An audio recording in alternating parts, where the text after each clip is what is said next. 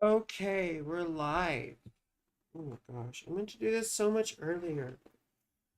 Let me just format my stuff. We are live. Mm. Instead of that, let me do live chat. Mm. Where is... Oh, oh well. Let's go here. Oh, hi, sweetheart. Yeah, I meant to do this way earlier. It's on my schedule for 12 p.m. on like Mondays and Tuesdays, to do a live. I'm gonna go like live on here once a week, I think. And then. Oh, you do, sweetheart? Hey, Lachana. Sorry it's been so long. It's almost been a month, but I had so much shit happen. Like I'm in a court case now, like a big court case. I'm going through identity theft. I'm getting married. I'm engaged to my lovely fiance, my lovely partner, who I call Bexy. And um and we were trying to buy a house until this identity theft shit all happened. Yeah, it's been a while. It's been a month. I was gonna start doing this every Monday. Maybe Tuesdays as well. But I still do other stuff here and there. Not as much as I was because of, some things going on. But anyway. Oh, thank you, sweetheart. Yeah, thank you for all the congratulations. Let me throw. See, the one thing. Oh, you're so sweet, baby. I love you too. And we've got so much fucking going on because we have an exact Mars Saturn conjunction in Aries on April 20th. That's 420. It was cold and snowing a month ago. It sure was. Now it's hot as fuck outside. I just got this mom shirt the other day. You know, I'm doing the mom life thing now. Just single mom. I'm like that Karen bitch, wearing wearing the mom clothes, driving the SUV, got kids in the car, volleyball and soccer equipment, all that fun stuff. Long time no see. Well, hi, another quantum wave. Yeah, it's been a long time. Like I said, I was focused on, you know, entertainment, right? Sorry, I got allergies. Entertainment and content, which, I'm not going to give up because I love it, but I have to do this too because there's so much going on. Like, holy fuck, guys, have you watching the news? Like, the news is a big reflection of all the crazy astrology going on right now. But if we do readings, I want to talk a little bit about the Mars Saturn conjunction while we do it. So, yeah, we can look at your stuff, Rosie, in just a second since you asked first, and I have your stuff up here. But once again, who's this? Let's close that. Oops. Let's close that. And where is Rosie? Does that come up on the screen? See, that's the thing.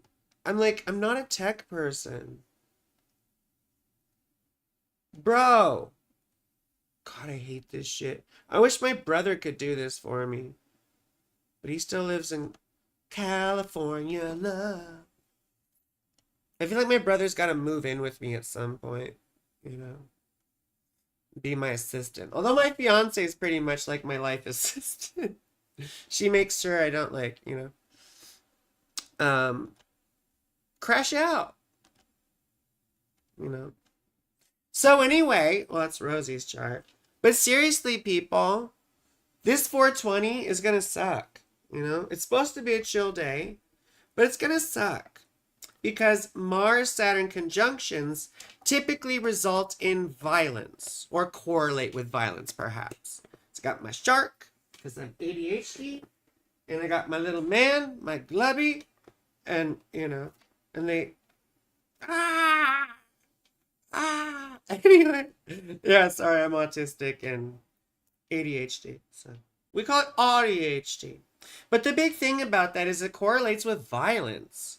And not just any violence, it correlates with either the imposition of violent authority or like the violent imposition of authority, or it correlates with the violent resistance of authority. So we're going to see stuff like that come up. And Aries, of course, is the fifth house of the United States, since the US is Sagittarius rising.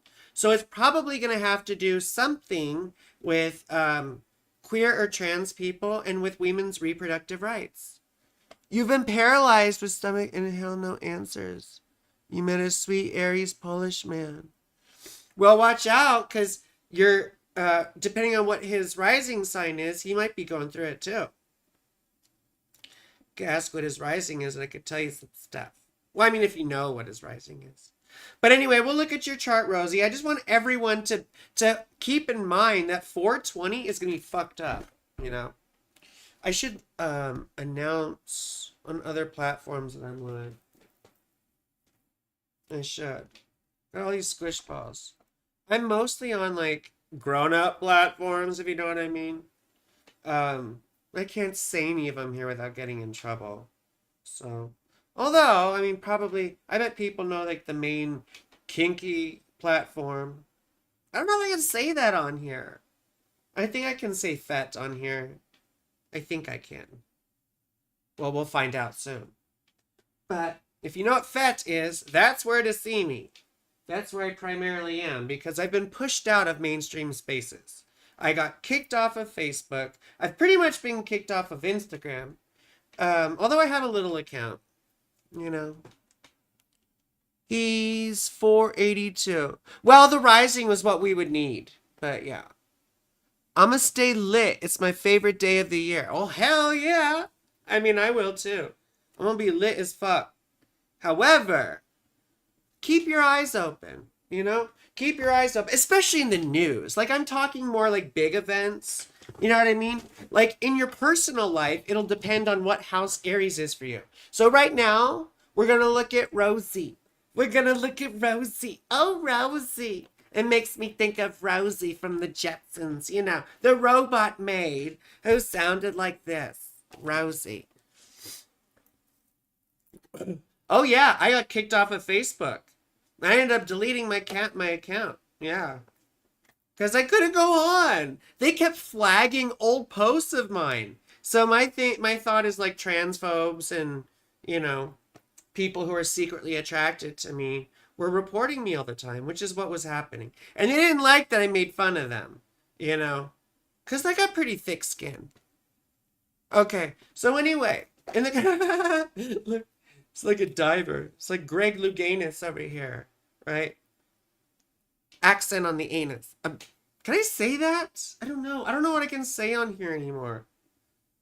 Like, honestly, bro. So it's Rosie's third house, like it is with me. And this typically means 3 things. Well, 4 things. Your siblings, your community and your neighbors, messages, and short distances or journeys, like traveling, your car, you know, your commutes, going to the store, your errands, all that fun stuff, you know? Quantum says, bah, bah, bah, bah. That's Baja. I know you're laughing, but it's just like, I thought of goats. Like, I thought of goats. But, so your third house with Saturn and Mars there. First of all, Saturn in our third house typically means rejection in our community. I know I've recently been sort of isolated in my local community, you know, which is the grown up, right? You know, that's a euphemism for all that. But, yeah, that's difficult here. You've been looking to get a referral to Mayo Clinic. Severe acid for 9 months. 9 months. Excuse me. Well, that's the thing about all this, sweetheart, is that astrology is the study of fate. It's not the study of what you can do or what you can change. Because the whole thing is that Most of life, 99% of life is fate, unfortunately. You have no choice over it. It just happens to you, you know? And then the 1%, I made those numbers up, but the 1% that matters is what we do with our fate, what we choose, right?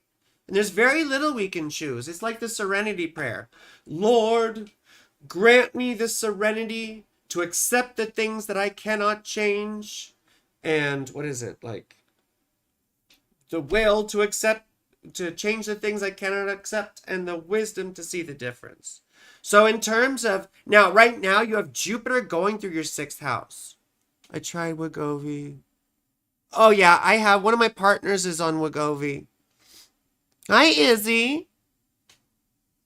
Yeah, one of my partners is on Wegovy.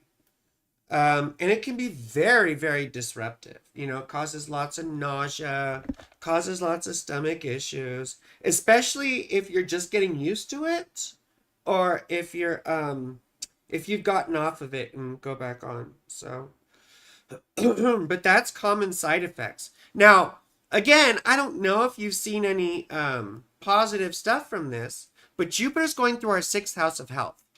I've been going to tons of doctor's appointments. I have asthma, I found out. Like, I live at over 5,000 feet now, which is like, I grew up at sea level. I'm a beach bitch. I'm a surfer girl, you know? I miss the waves. Although I thought about getting a skateboard again, because I used to be a skate rat too. Skateboard. You know, do that kickflip. Anyway. But yeah, we do have Jupiter going through our 6th house of health. Now, Jupiter is at like 16, 17 degrees right now of Cancer. And that means he's conjunct your North Node.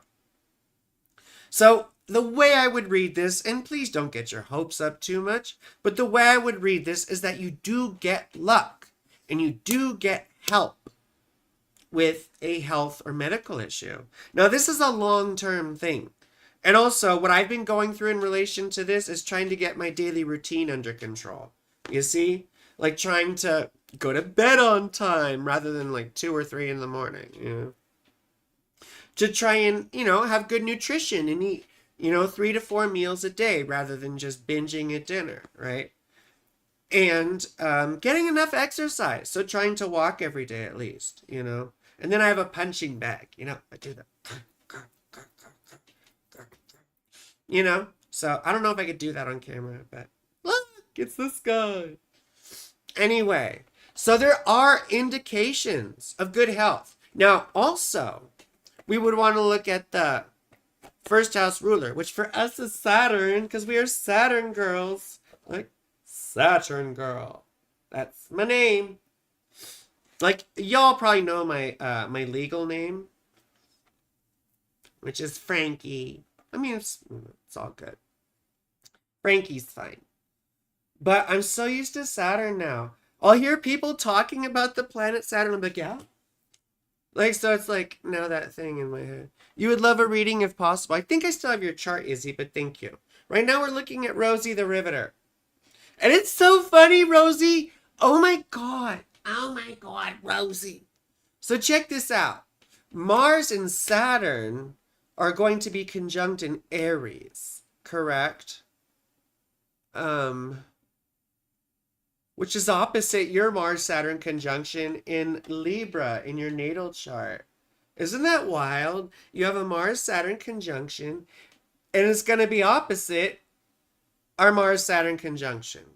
So, unfortunately, this is going to probably indicate that the health is going to be an issue. And I bet as Jupiter gets later. Now, see, this is what you have to understand.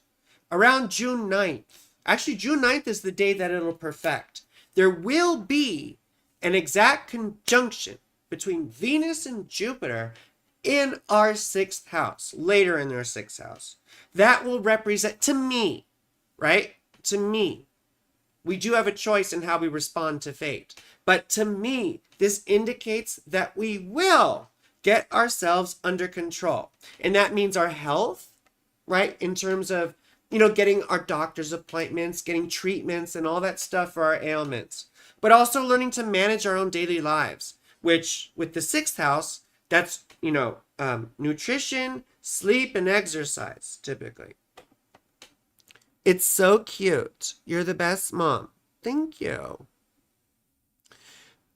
So anyway, Rosie, I don't want to beat a dead horse here, but that's all what's going on for you. So it's going to get worse before it gets better. I don't bullshit around, okay? But towards towards the end of May, early June, you're going to start to see things improve. That's my forecast anyway. I'm not God like Trump. Wow. See, that's the thing. Like, I know I would do some shit like that, but it would be ironic. Like, here's Saturn is Jesus. She's healing the sick, but with him, it's like unironic. But for me, it's ironic. You know what I mean? Happy Moon Day. It's been, I want to die, June 9th. June 9th is my children's father's B-Day, Rip. Oh, I'm so sorry, baby. I mean, it's my kid's birthday, actually. So anyway, I don't mean to be all solemn. Can you have a quick reading? Well, we have a Q here, Shaima. How are you doing, baby? Here. Hey, Bexy. Hey, Bexy. Are you done with my phone? Can you bring it here? Because I gotta announce on Bet and like whatever that I want. You're gonna get an email from them? I am. Okay. I gotta charge this. Oh my god. Why does my phone run out of batteries so quick? Oh my god. Let me announce on platform that I'm doing this. Throat. Hey everyone! Exclamation point. I'm doing free live astrology readings right now. Exclamation point. Oh, I probably shouldn't say that. Whatever. It's like I can't ever announce anywhere. It's like I'm banned everywhere. I'm literally like the most hated astrologer, I feel like. Where'd Rory go? Was Rory here? Anyway, okay, let's move on to the next thing. Anything else? Well, I have to move on to other people, Rosie, baby. And this is just a snippet. So, health stuff is highlighted. And, yeah, I'm sorry. The month of May is going to be kind of rough, unfortunately. The month of May is going to be kind of rough. But as we get into June, mid to late June, you'll see things looking up. So you might get a good referral. Now, who was next? Who was next? Why can't I? Excuse me. I'm so bad at this. I wish my brother would do this for me. Lachana, Quantum. Let me look at, I've got Lachana. I think Lachana was next. You missed my posts on Facebook, Lachana? Yeah, me too. I had so much good shit on there. I'd written I was going to use posts on there for a book. I had so many very good, well-researched, thoughtful posts. I'm just saying that scientifically. I mean, I have 145 IQ. People should be, listening to things I have to say. They should. So, this is just science, okay? I mean, not astrology, but whatever I'm saying. We got Izzy and we got Lachana on deck. Okay, let me see here. Why is this so? I wish I had a helper, but no one can help me.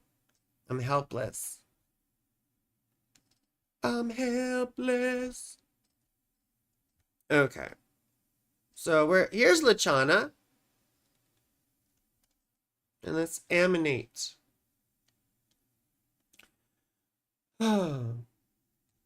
See, you regulars are so lucky because I do a little bit on your stuff every time, so you get a lot of updates. People get offended when you're too real and honest, though. I mean, I'm autistic. Like, I tend to be very direct. I'm also very aggressive, you know, and I don't mean to be. My mother, my dad was a combat veteran, like in Vietnam, in Desert Storm. Like, he was a full-on combat veteran. But my mom, I felt like, was way tougher than him. Like, he was very simpy for my mom. And my mom was a tough lady. Well, she is. She's still around. My dad's gone. But my mom can walk into a room and her presence just dominates the place. She just goes in and people start doing shit for her, you know? You just popped up on my feed. Well, wonderful. Bix. You can go ahead and put your birth date, time, and city in the chat. I'm just getting back into this after taking a year hiatus, focusing on my other career. But let's look at Lachana. Now, the main thing I'm focusing on is the Saturn-Mars conjunction, or I guess I should say Mars-Saturn conjunction in Aries on April 20th, or 19th or 20th. And you know what's amazing about this? Okay. You know, we have these about what, like every 30-ish years, yeah? And the second to last one I looked at was 1968. And that was when Martin Luther King Jr. was assassinated. And then fast forward 30 years, and it's when Coretta Scott King, his widow, gave a major speech about LGBTQ rights. And that's very fifth house. And this is the fifth house of the U.S. Can I read yours later? Sure. Oh, thank you. Oh, 1967. Perfect. Yeah. So you are a Sagittarius. St. Louis, Missouri. Not to be confused with Branson, Missouri. I always like to make fun of Branson. So, oh, yes, I have. See, I'm a filthy girl. I've got all this laundry behind me. So, I'm filthy, but I'm very Catholic. I'm very Catholic. In the name of the Father, the Son, and the Holy Ghost. In nombre de Patri et Filii Spiritus Sancti. Sorry. Anyway. But Lachana, you're going to have this conjunction, this awful conjunction here on the 20th, in your fourth house. Because you're Capricorn rising just like my daughter. And, if your parents are still around, sweetheart, what year were you born? 1975. So your parents are probably not still around. But if they are, watch out for conflicts with them. Particularly your father, but it could be your mother too. You see, when Saturn is in Aries in your fourth house, it can mean a couple different things. You can be alienated within your own home. You can have an annoying or obnoxious house guest that moves in. I have a client who was going through this, and her mom had to move in with her for like a couple of years, like for the duration of the Saturn transit in her fourth house. And she had to give in-home care, and it was just overwhelming. But it also could be feeling estranged from your own homeland or your own nation.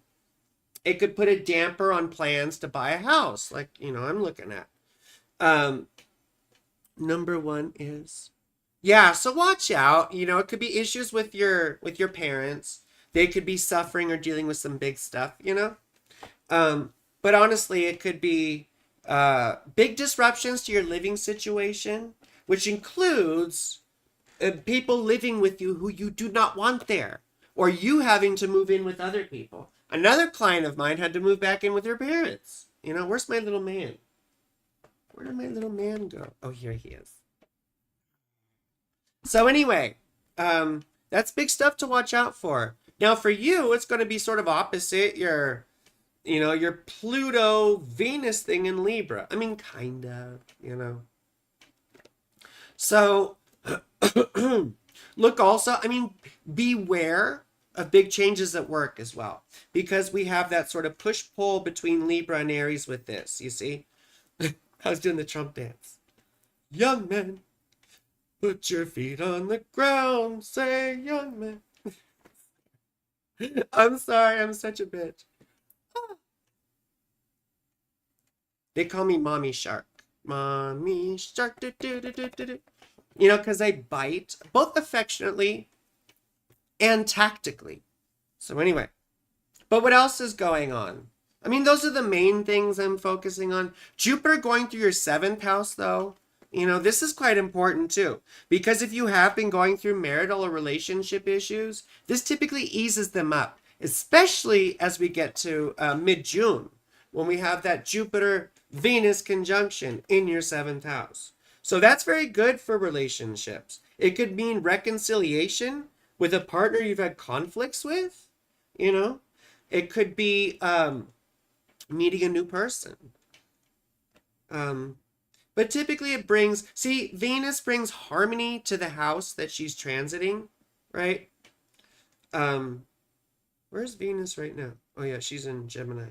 But she's going to go into Cancer. Or is she still in Taurus? Anyway, she's going to go into Cancer in June, right? Or May. May or June. Anyway, I can't remember all this stuff off the top of my head. You hope you meet someone. Well, it is a very favorable time. Jupiter's been retrograde, right, until like later March. I can't remember what the date was. But you know, maybe it was the 17th. But Jupiter went direct, I think, towards the end of March. And Jupiter going direct starts to bring up that forward momentum in those houses, you know. Because the thing people forget, is that when Jupiter is transiting a house, depending on his condition in your chart, it can bring, Jupiter's helping you surmount difficulties in that area. So in order to surmount difficulties, you have to have the difficulties in the first place. You feel me? So, you know, Jupiter rules your 12th house and your 3rd house, right? So you may have noticed some isolation or mental health issues coming up while you were going through that, you know? Estrangement from siblings or whatever. Feeling like you're not part of your community, you know? But anyway, with Jupiter going direct again towards mid-June, you should see some positive things. Like, you really should get your ass out there as Venus is transiting your 7th house. Like, try and go on dates and shit. Like, honestly, like, for me, I didn't start dating again. Like, I took 2 years off of dating. I guess, like, 2021, 2022, and then most of 2023. And I started dating again around my birthday, May of 2023. You know, and I had to ease into it, but then everything exploded. Like, oh my God, look at all these people who want the Saturn parts. The doll parts, you know. I am doll parts, bad skin, doll heart. May to June, Venus goes into Cancer. Yep. Sweet, thank you, Izzy. So you see, mid-May to mid-June, right? And that last hurrah around June 9th, right, is the Venus conjunction. Now, I don't want to beat it because we have to move on to some other people. I want to make sure if AWX is still here. I want to, just because AWX is new. And the rest of you are my classic friends. And yes, your Venus is in Cancer too, just like me, Quantum. So let's do, if you're still here, AW, are you still here, AW? Or BW or VW? Rub-a-dub-dub. Cool. Let me get your stuff then.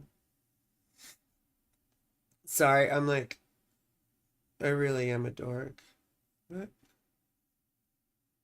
am I doing here?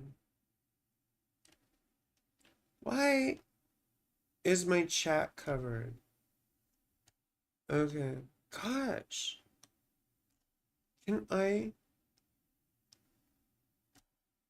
There we go. Okay. Almost 19 years. Oh my gosh. No worries. Okay. Now where's AB Dub? Okay. 12/11/67. It's been a rough ride. Well, I'm sure it has. 1967. I mean, that was the Six-Day War. Gosh, that goes back, doesn't it? A lot happened in 1967. A lot happened in 67. I think my sister was born in 65. I was the middle child, but very middle. Like low middle. You feel me? What was I oh yeah. I have to enter in all the birth information. Pardon me. Pardon me. Pardon me. Pardon me. Okay. Let's move this stuff over here so I can... Oh my gosh. You go down there. Okay. Cry, little sister, thou shalt not fall. Come to your brother. Anyone see The Lost Boys? I'm like dating myself. Sometimes I wish I could date myself. Sounds like such a narcissistic thing to say.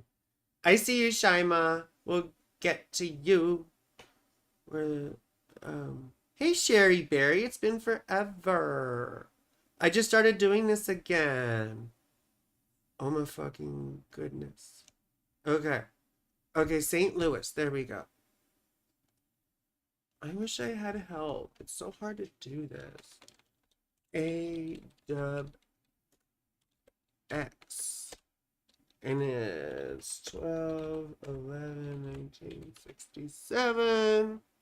St. Louis. Oh wait, time. Time. What was your birth time?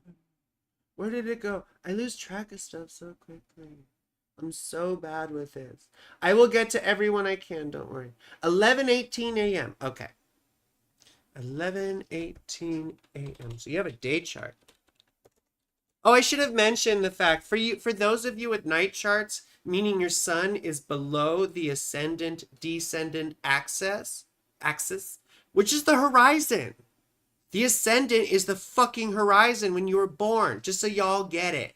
The chart, your chart is a map of the sky, right? As you were born. So, and the houses, they come from those symbolic positions of the sun throughout the day, right? The houses don't come from the signs. I need to make that very clear to all you people, because that you won't do astrology properly if you do the signs equal houses bullshit. We call that the 12-letter alphabet, and it's heresy. Don't do that shit. I'm Saturn girl. For me, there's hard, fast rules. I need things very clear cut, defined boundaries. Even though myself, I exist between boundaries. And it's St. Louis, Missouri. St. Louis, Mo.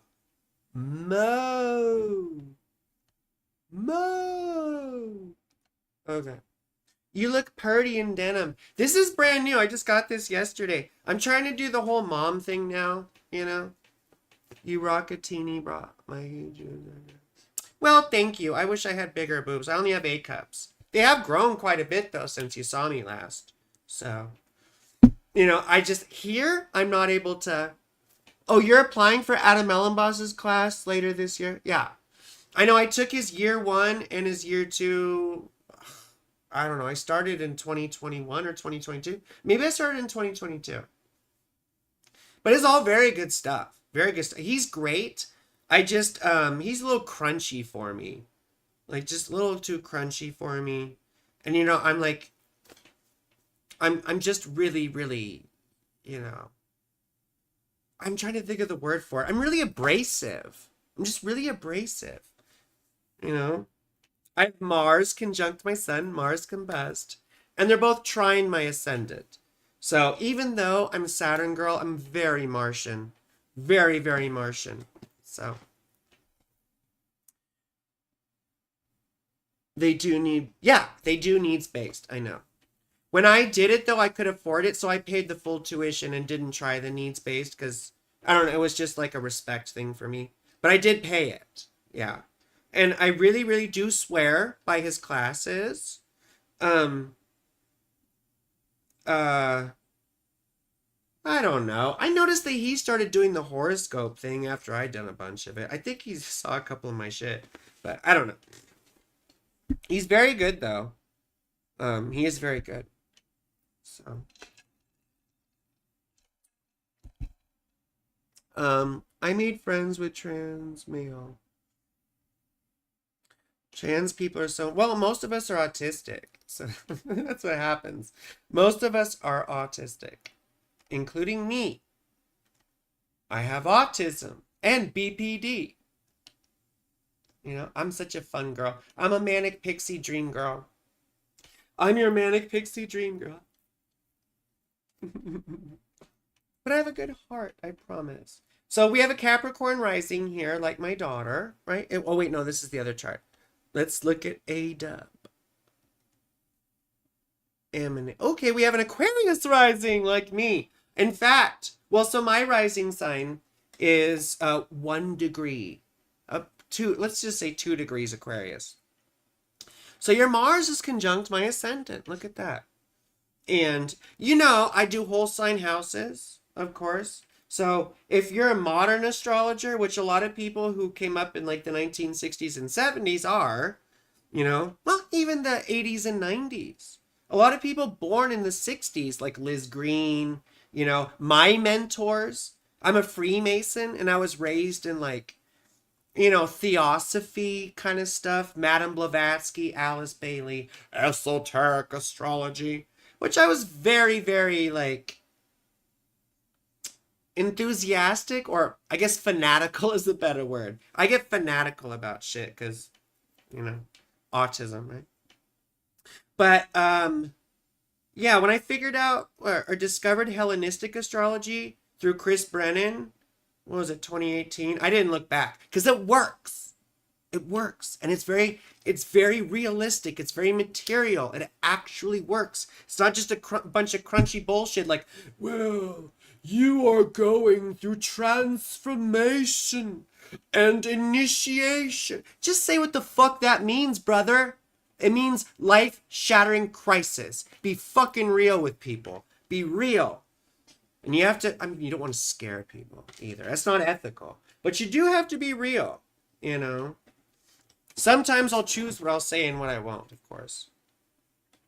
But you had a big eclipse in February in your first house, my dear. I had it too, because I'm Aquarius rising. So big changes in terms of our mind. Like I got on a new antidepressant, Wellbutrin, and it seems so much more fun, you know, rather than it might seem like I'm dour and a little cynical now, but believe me, I was way worse before February. I was way worse. I was like, we're all gonna die. Because people don't see the big picture.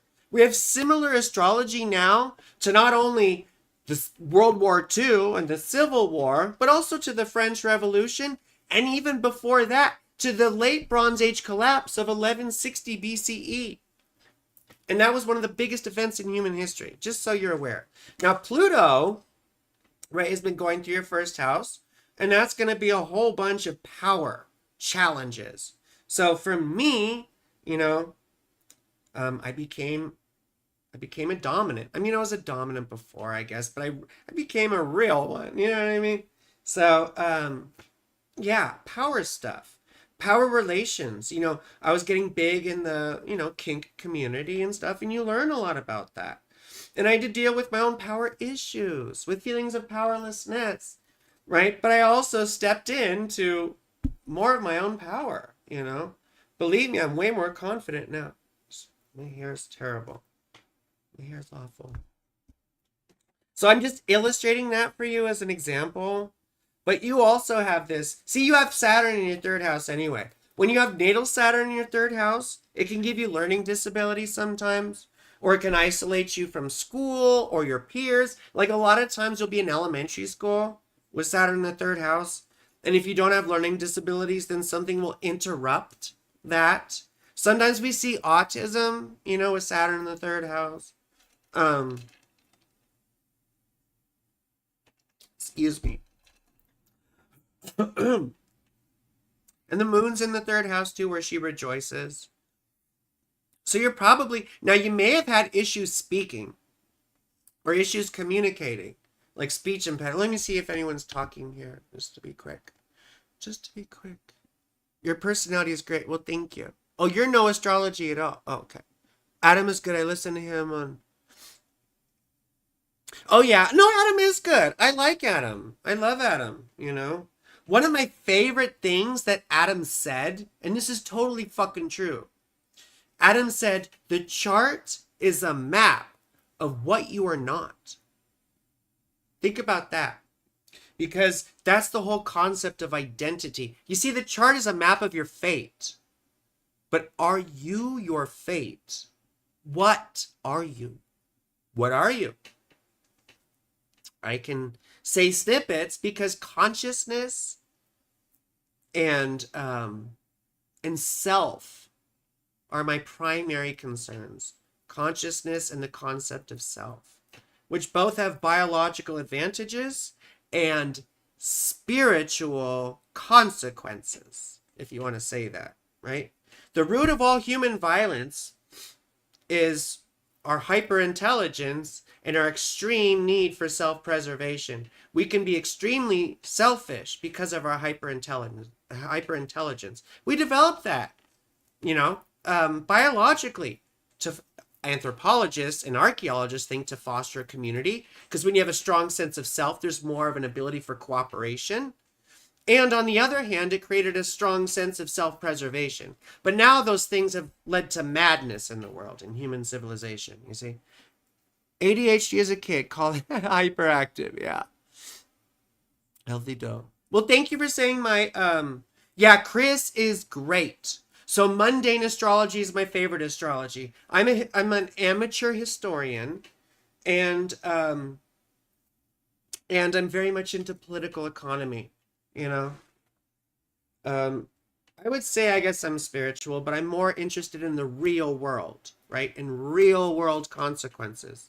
So anyway, so for you, sweetheart, you're gonna have that Saturn thing, Saturn Mars thing in your third house. Now I want you to be careful, okay? Because when Mars is going through our third house, we get road rage. We get in fights on the road.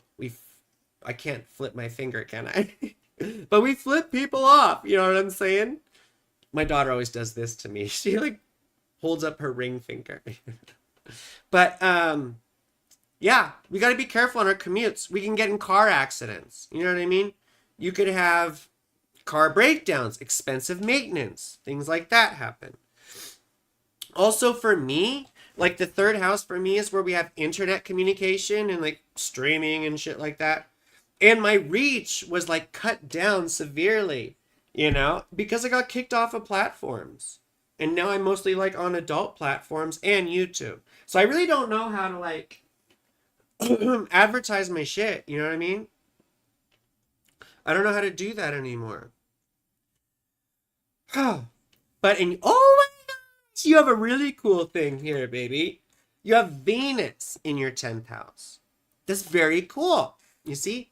She's in Scorpio, which isn't cool, because you know Venus doesn't like Scorpio. Oh, you love my hair, baby? Well, thank you. I hate my hair. I hate my hair. I have really frizzy hair, and it's very thin, you know? It's very thin. So, I often straighten it, but thank you anyway. And your north node is in the third house, you see? So your nodal axis is between the ninth and the third house. You probably started out, you know, your life before age 36 or whatever, being a very spiritual or politically minded person. Maybe you're into activism. Maybe you were into different religions or spiritual studies or spiritual disciplines, right? Or maybe you were involved in foreign travels or foreign cultures. But then the second part of your life, after age 38 or whatever, your second nodal return, right? The nodes return every 18.6 years. Yeah. You can tell I'm autistic. Unless I sit here doing this while I talk. So, but your life now is about communicating. It should be about communicating those things that you realized, being able to share that stuff. Probably being a bit erudite, like very mental, you know, or having a bug up your ass to start writing, or podcasting or something. I don't know. But yeah, California dirt. We'll have to remember that. When I first saw on YouTube, I thought you were about. Oh, well, good. Well, thank you. I'm glad you thought I was AFAB, meaning assigned female at birth. But I am AMAB. I was assigned male at birth, even though like there's nothing male about me except for my chromosomes. Anyway, that's a whole nother talk. There's chromosomal sex, and then there's gender, which is also biological, but again has to do with the complex combination of brain chemistry, genetics, hormone levels.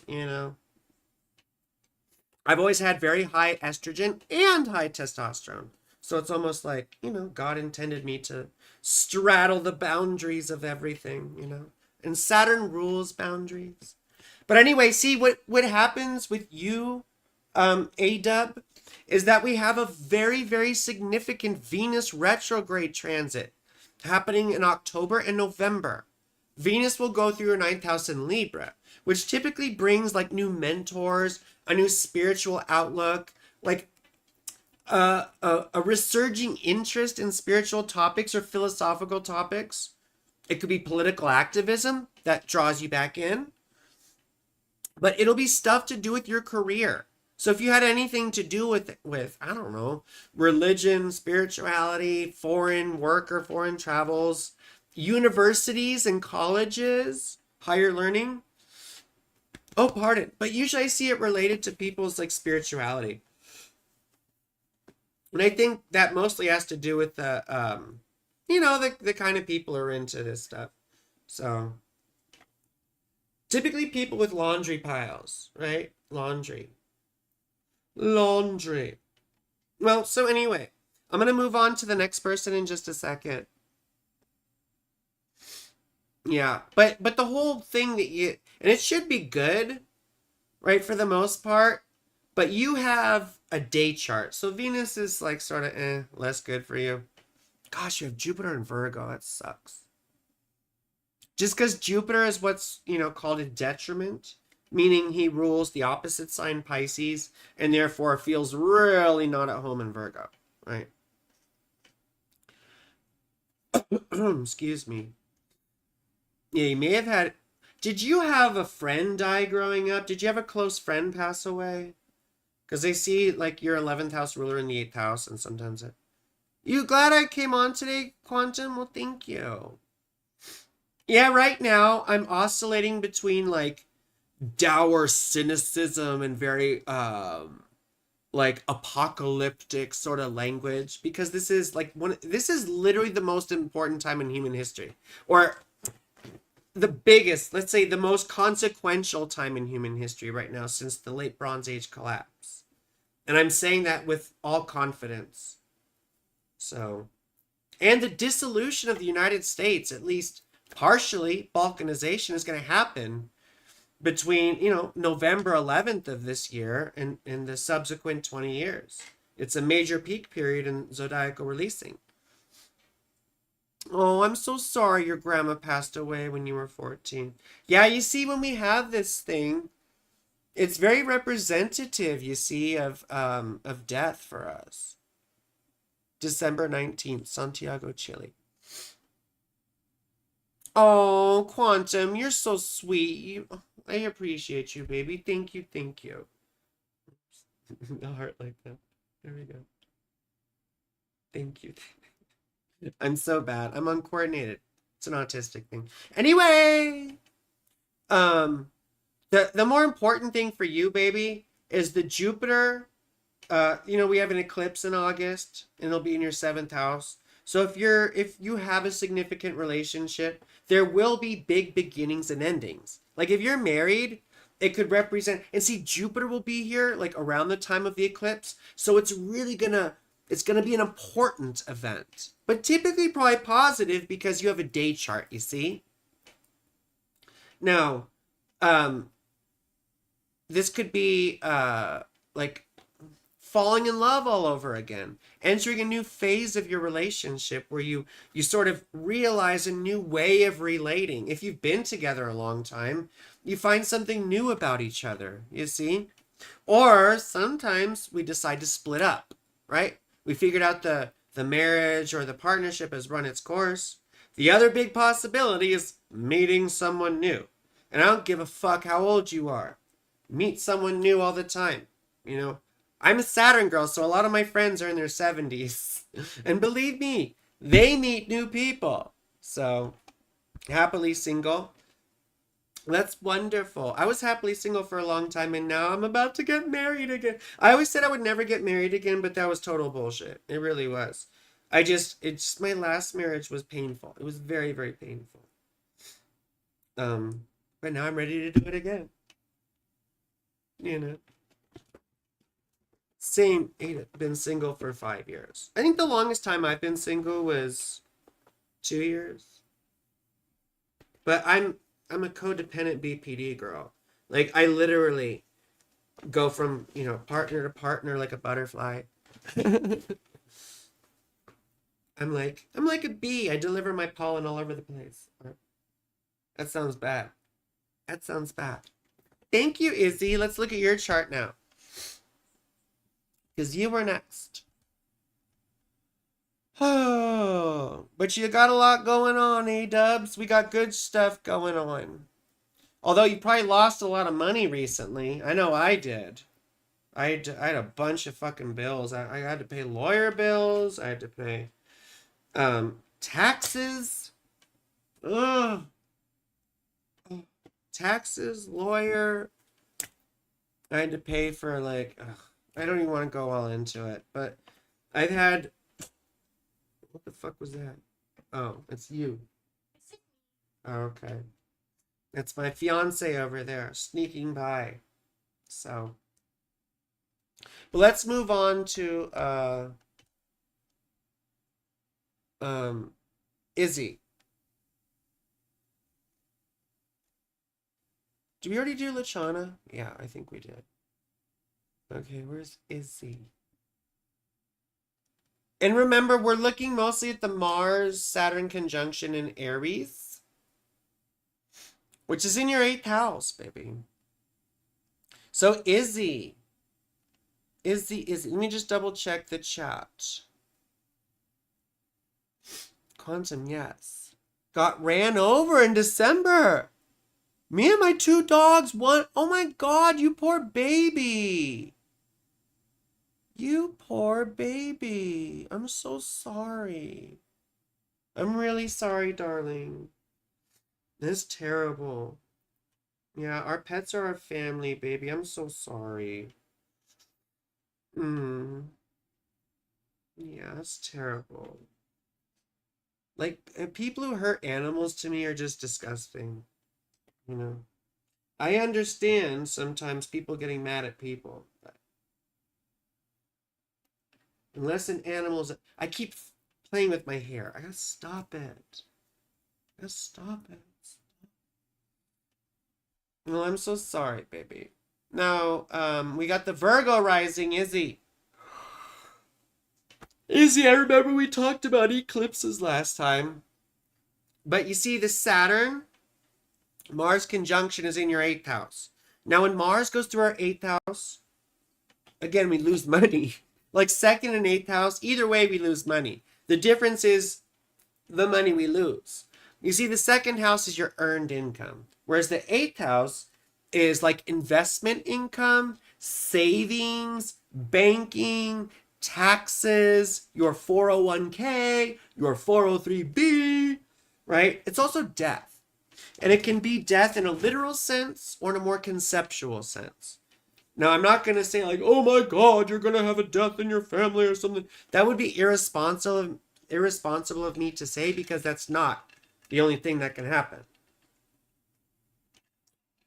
In fact, that's the most severe permutation of what could happen. So that's why we wouldn't focus on that, you know? But either way, the conceptual and the literal concept of death with this in the 8th house, it has to do with letting go, right? Not holding on. When you have Saturn going through the 8th house, right? This is a time of learning to let go, right? And it's typically not fun, right? Typically not fun. But it also, there's you know how Shakespeare said sweet sorrow? There is a subtle joy in death. There's a subtle joy in sorrow, in the ability to let go, to emotionally process, and I hate that word because it doesn't do it enough justice, to emotionally, and healing doesn't even do it a justice, to emotionally reconcile with ourselves, to let parts of ourselves die, to let attachments die. It's a place where attachment itself is challenged. Where are you attached? And then Mars cuts things off. It cuts off attachments. You see, sometimes it feels like we lose support. Sometimes when Mars goes through our 8th house, people steal from us. Like, that's a real thing that happens. But what you have to realize also is that you're going to be forced into a time of letting go. Now, with the 8th house, you may notice like a loss maybe in your retirement plan or your investment somehow. That does happen. I went through that when Mars was in Virgo, you know. That happened to me. And it's about to happen again. Ugh. You know, I don't like losses. I don't. But we have to learn to deal with them, right? And our money is a material loss. A person is a material loss and a deeper emotional, conscious attachment. You know, it's deeper than just a physical loss, because we lose something more than that. I mean, you could say it's all material, but it's something that's way more grave, has way more intensity and gravity. Yeah. And if we want to get down to brass tacks, people in our lives make us who we are, right? It's all the conditioning, the summation of conditioning that we endure throughout the breadth of our lives that builds our identities.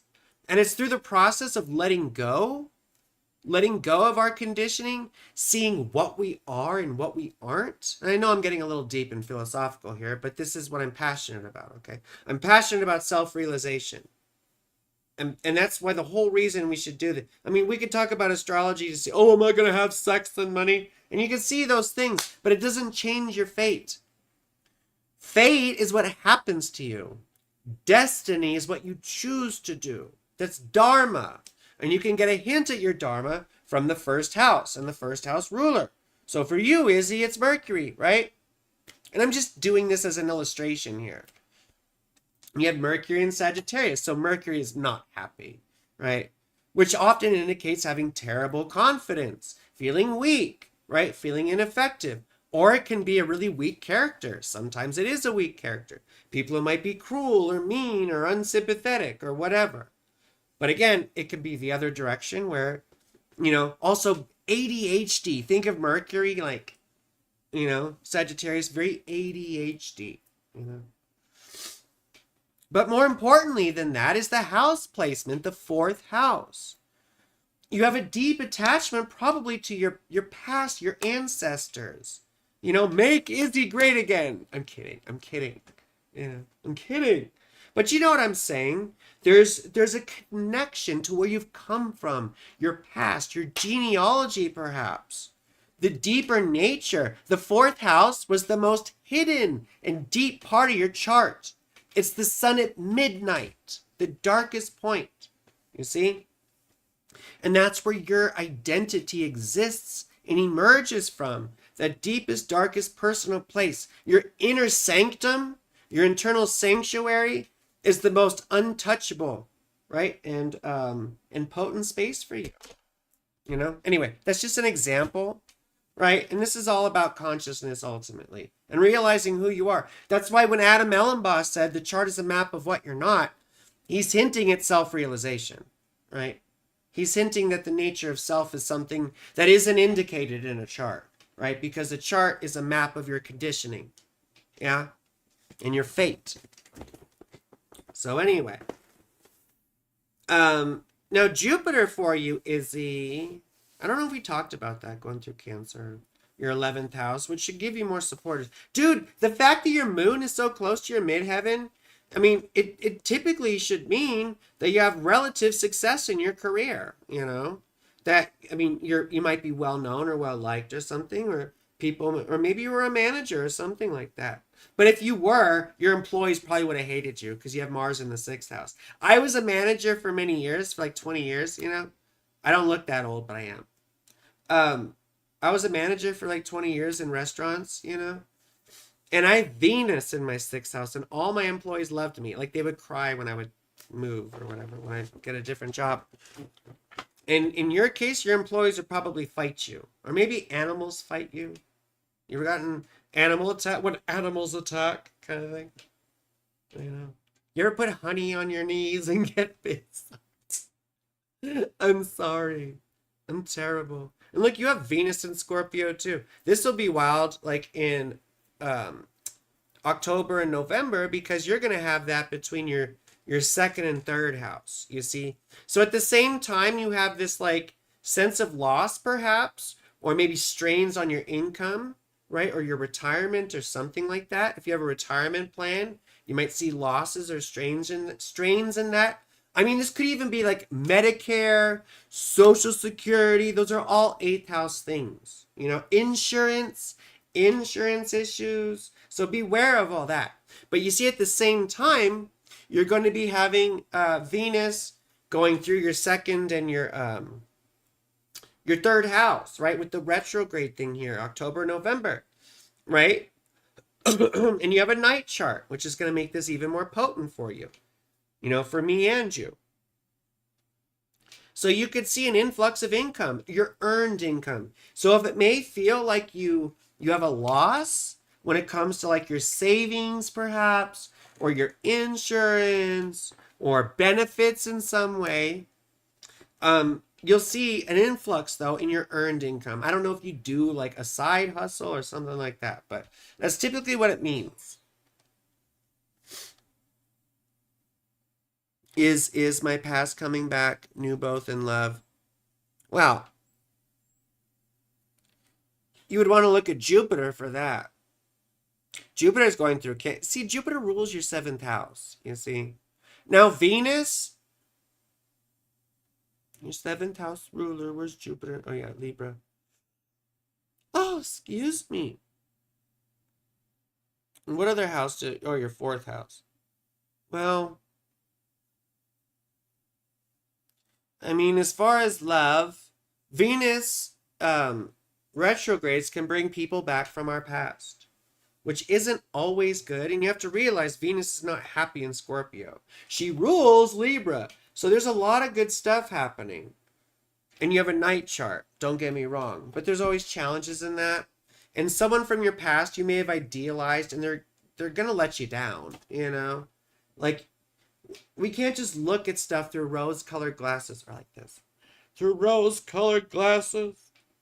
You know.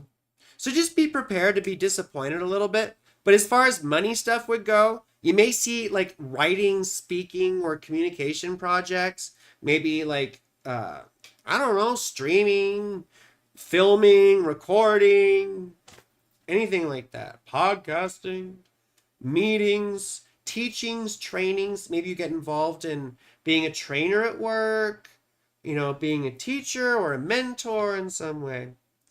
But I really do think it's going to, you know, have to do more with perhaps a business. I don't know if you've started a small business or have anything like that, or in some way having to manage your resources in your livelihood.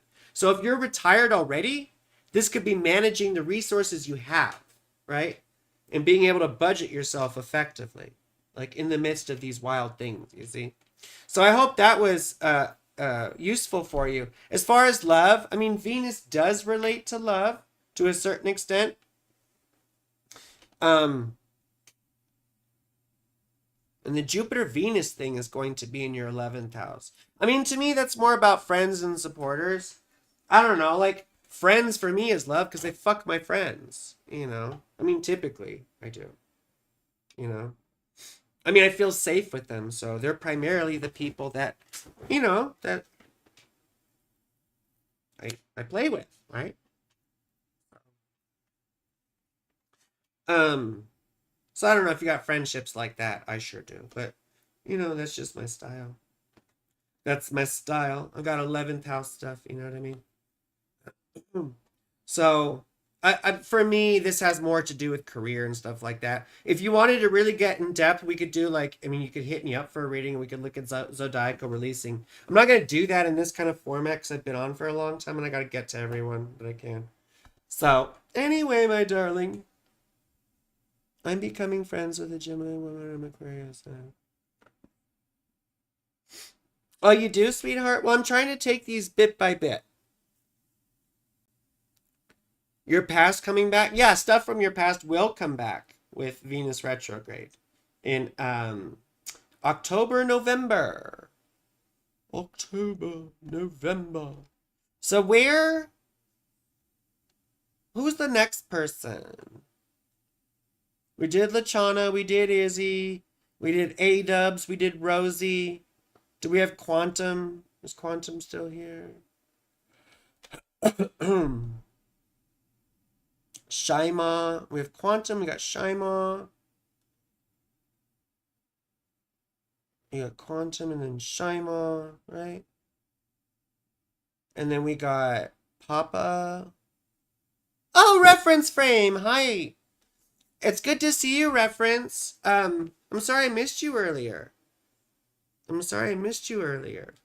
Reference is one of my friends from the Majority Report chat. I don't know if y'all know, but I'm more into politics than I am into astrology. Like political. I hope you're still here, Reference. Political economy is far more important to me than astrology, but I mix them both together. You see. Let's go to Quantum. If you have time to oh yes, I remember you.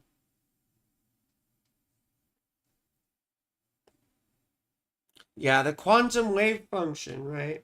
Collapsing the wave function. That's the whole non-locality thing. It's so I get so irked when people try to use quantum physics and science to like rationalize their spirituality. I'm not trying to be disrespectful. It's just like I'm really into scholarship, like legit science and scholarship and research. I'm a materialist. I'm a dialectical materialist, you know? I might be spiritual, but mostly I'm a dialectical materialist. Dialectical materialist. So, quantum. Let's go back to that. Well, glad. So anyway, Reference, I haven't been on in a month because I had a big court case come up. My fiance proposed to me. Yes, I'm so happy. And we're like trying to plan a wedding. We're trying to buy a house, you know, and we're trying to deal with all the transphobia out there, of course. So, and all the queer phobia. Like I'm super femme out in public. And my fiance is like super lesbian looking out in public. And so we look so gay together and it's so amazing. You know, someone yelled queers at us yesterday when we were coming on a Ross. Really shitty. You're a semi-retired physicist. Wonderful. That is so awesome. That is so awesome.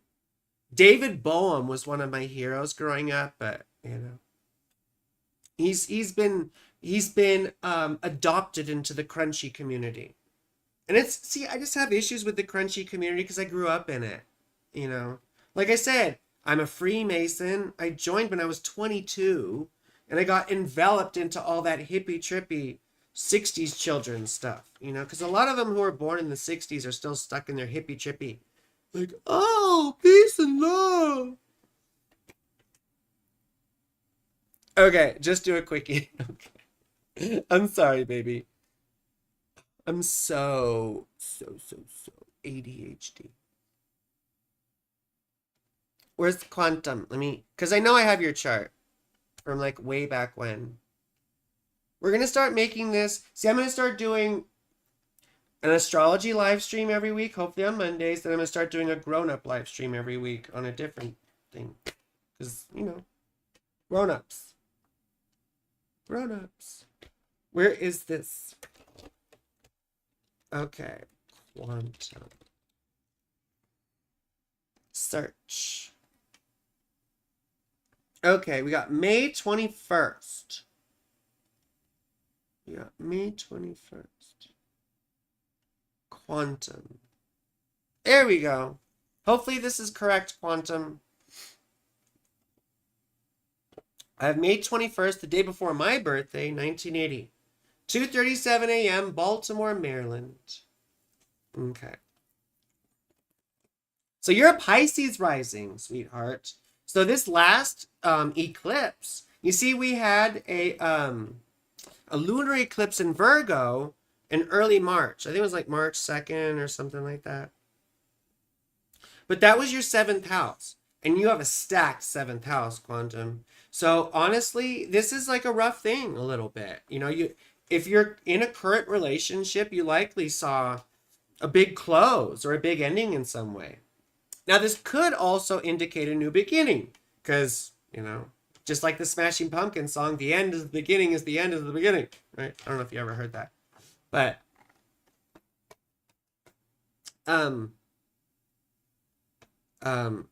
so big beginnings and endings in relationships, which affects your sense of identity.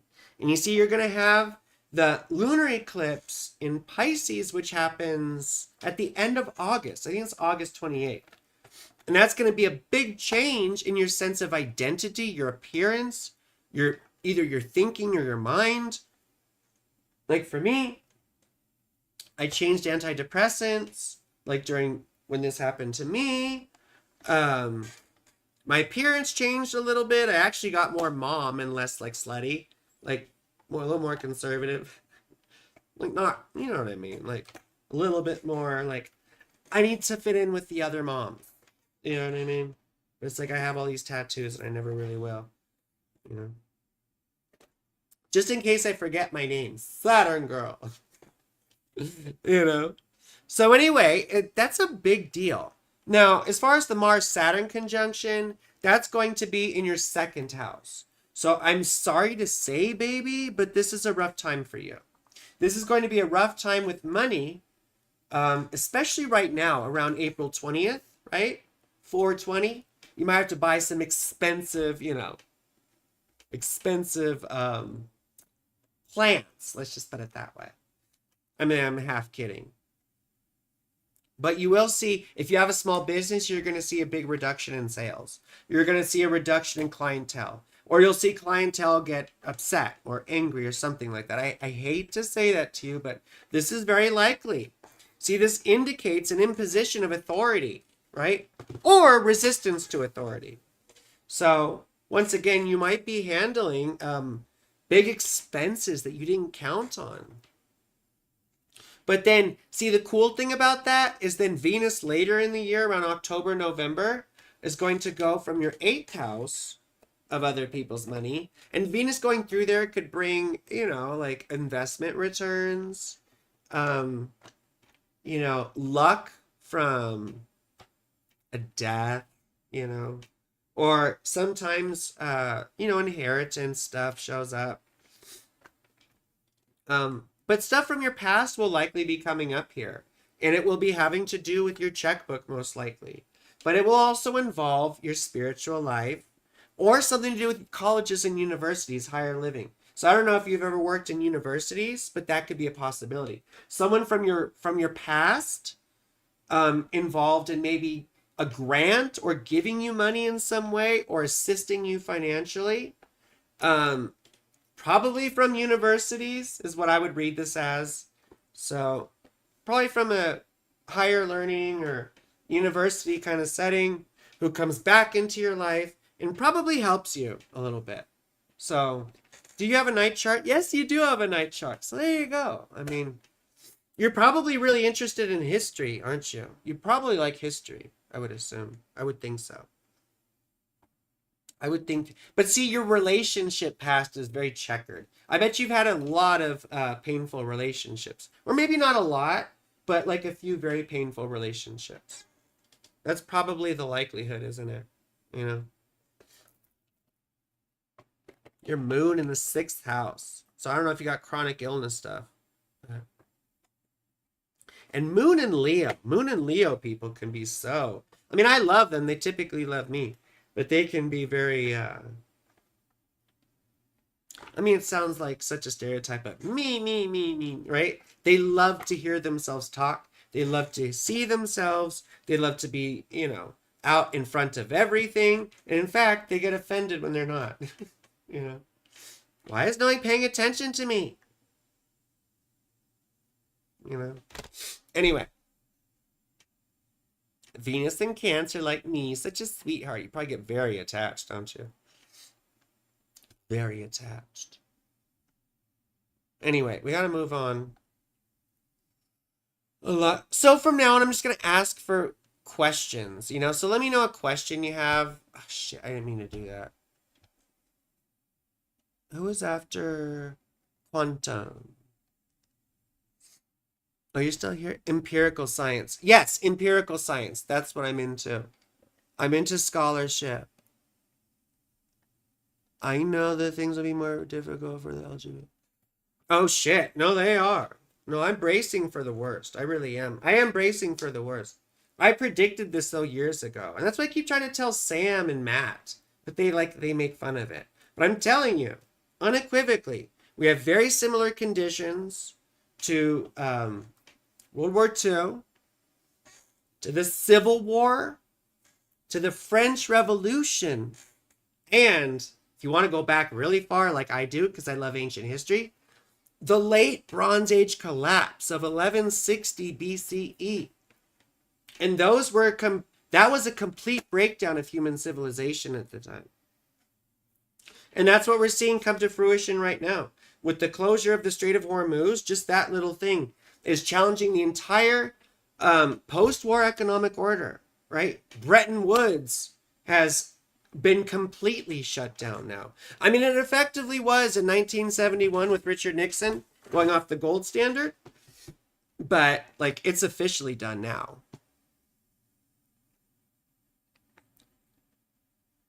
Not a question, but thanks for the chart peek. Big mistakes. I don't know what that means, A-Dub. What's a question? I don't know. I don't get it. I'm sorry. It's hard for me to get things without context. Well, you can make the argument the sea people. I mean, yeah, the sea people, right? And still, there's so many mysteries surrounding the sea people.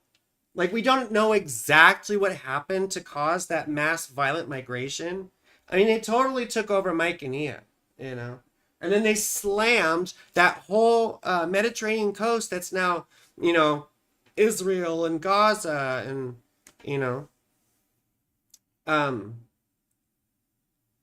then Egypt as well. And they actually got I think they took out the Hittites, right? And they got as far east as the Babylonians, So, wait, who was next?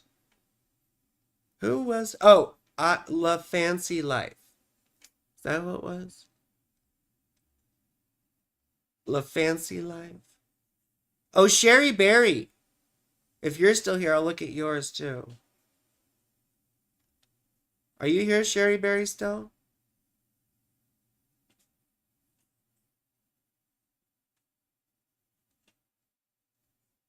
Okay.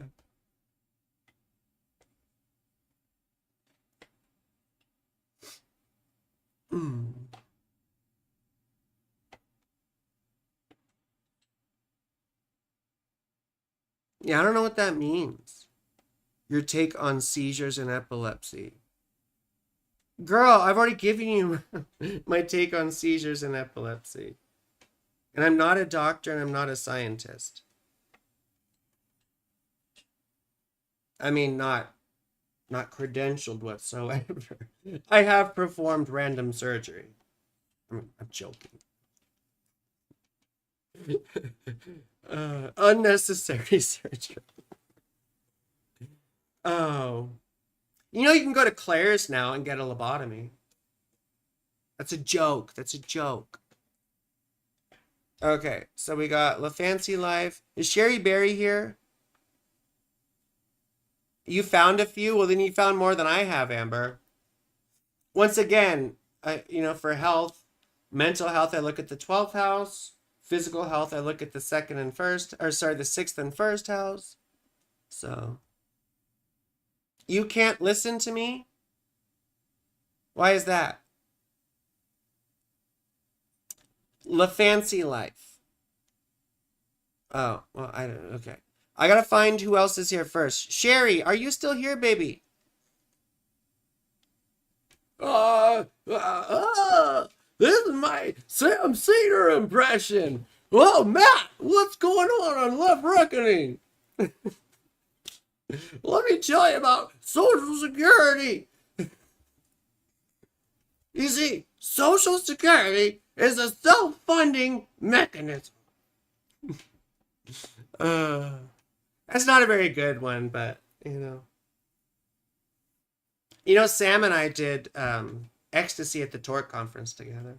We built a little fort. I'm kidding. I'm kidding.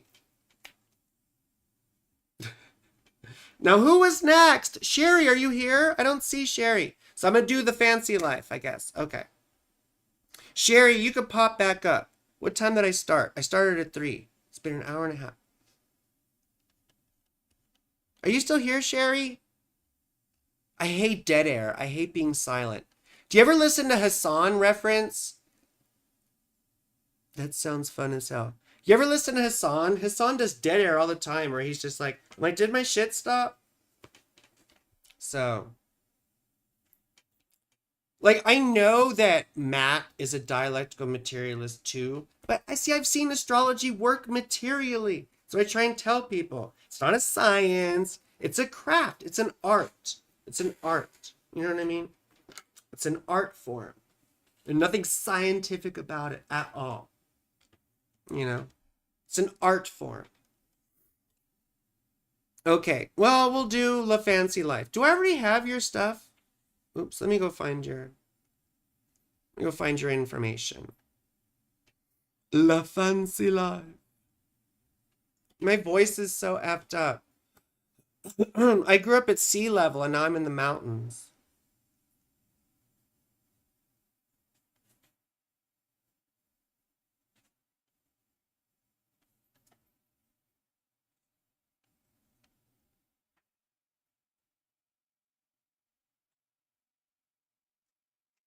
I'm sorry, La Fancy Life, I'm looking for your info. I get so, oh, there you are. 1984, you're around my age, baby. Oh, Santiago, Chile. I'm sorry, you may not agree with this, but Viva Salvador Allende. Viva Salvador Allende. He was actually a Freemason too. Very interesting. Okay, let me go to here. Okay, so new, or let me open. Wonder if I have you in here. Love Fancy Life. Do I have you in here? No, I don't have you in here. Okay. You looked familiar. You look familiar, like your dead girlfriend.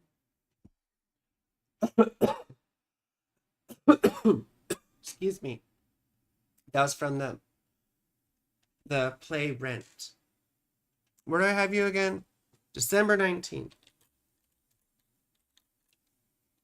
1984.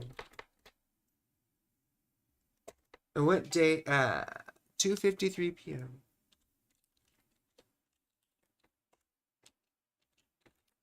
Santiago, Chile. Chile. Okay.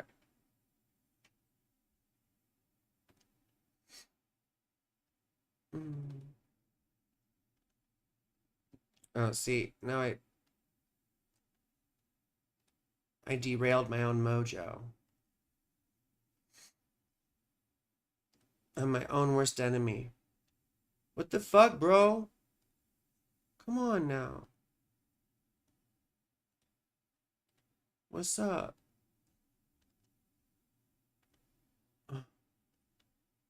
There we go. Okay, there we go. Now let's see. Have I seen anything? A little when he was on YouTube, but I'm not a big Hassan listener. Oh, I love Hassan. I love him so much. He's so hot too. March 17th. Daniel Aramayo. Excuse me. Yep. Yeah, I love Hassan. And he's sort of becoming the de facto leader of like the progressive movement. And not on purpose. It's everyone else bashing him that's doing it, you know. Anyway, obviously someone's afraid of him. Just got here April 17th, 1960. Struggling with losing your daughter? Oh my god, baby. I'm so sorry. Oh my god, I cannot imagine. I'm a mom too, and that is like my worst fucking nightmare. I'm so sorry, baby. I'm so sorry.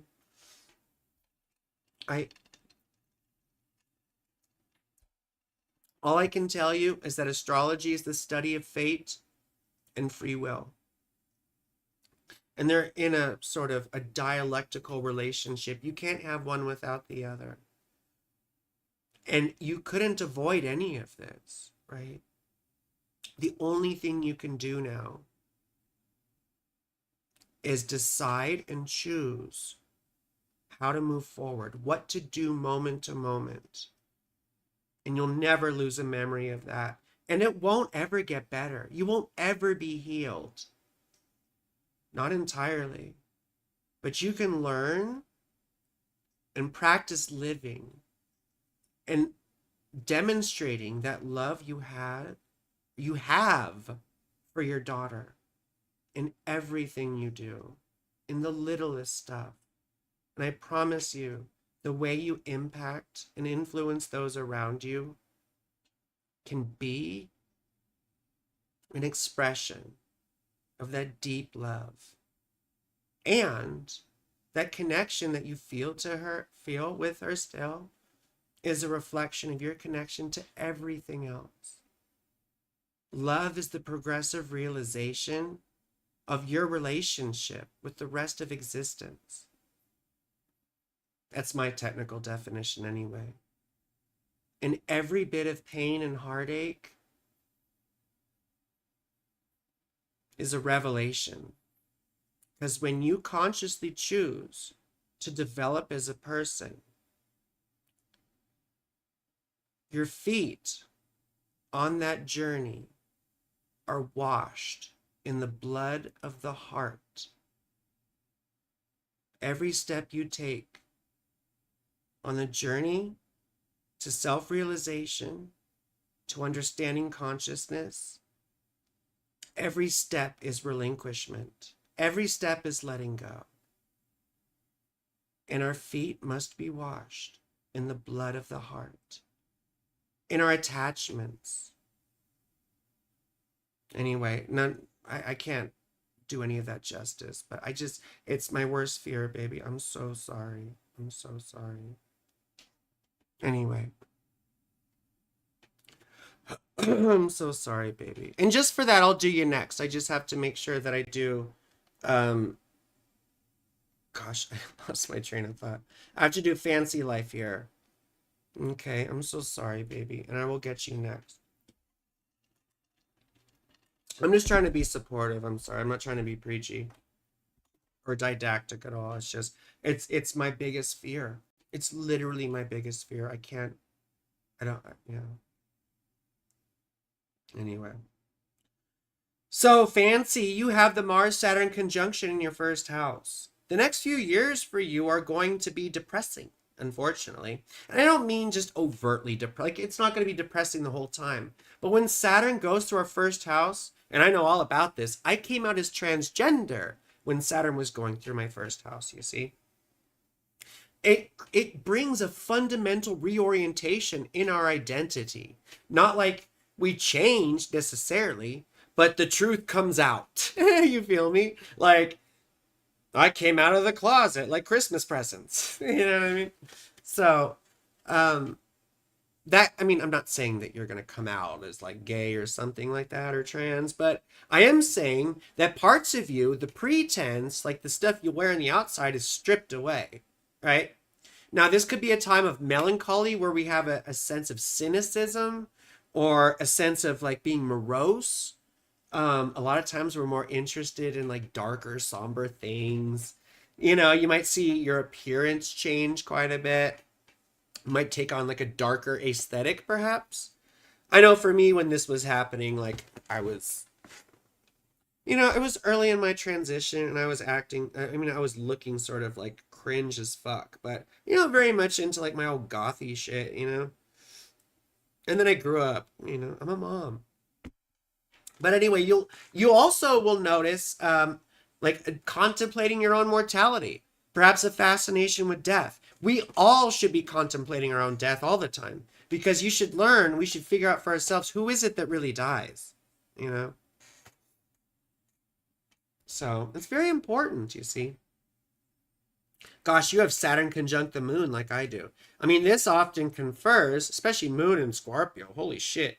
This often confers mental health issues. I'm not like bipolar disorder, borderline personality disorder, that kind of stuff. Very strong emotions, oftentimes a very domineering or perhaps even abusive mother, to be honest, all stuff to watch out for. But you see, you would have an experience with death early on growing up. Perhaps it was, let's see, who's the moon for you? The fourth house. Did you have a parent die relatively young growing up? Or where's Saturn here? Who's Saturn for you? 10th house, 11th house. Or did you have a best friend or close friend die growing up? So typically I would look at this and think a parent or a close friend, because 4th house, 11th house, rulers. Anyway, that's not really important, but just bringing it up. Jupiter in Capricorn. Jupiter conjunct the midheaven is very potent, but Jupiter also doesn't like Capricorn, and that's because he is exalted in the opposite sign, Cancer. So, have you ever had anything to do with universities? Have you worked at a university? Worked at a college? Maybe in another country or a language program? What else is a possibility? You could have been involved in mental health, social work, anything like that. But anyway, the Aries Saturn-Mars conjunction is quite important for you being in your first house. And I think it's conjunct your ascendant, quite frankly. So you want to be very careful about, possible, injuries or stuff like that, So be very careful. Take your time with what you do. Try and be like conscious and aware. Like if you're using a knife or the stove or something, because sometimes the Mars in the first house brings injuries, but it can also bring like a lot of gumption, a lot of fuerza, as we say in Spanish, a lot of force, can be very assertive. It can be very imposing. So a big thing to be aware of is that you're not bullying anyone necessarily, but I doubt it because you're going to be bullying yourself a lot. Just don't be too hard on yourself. You're going through major changes, major changes. We should move on to the next person.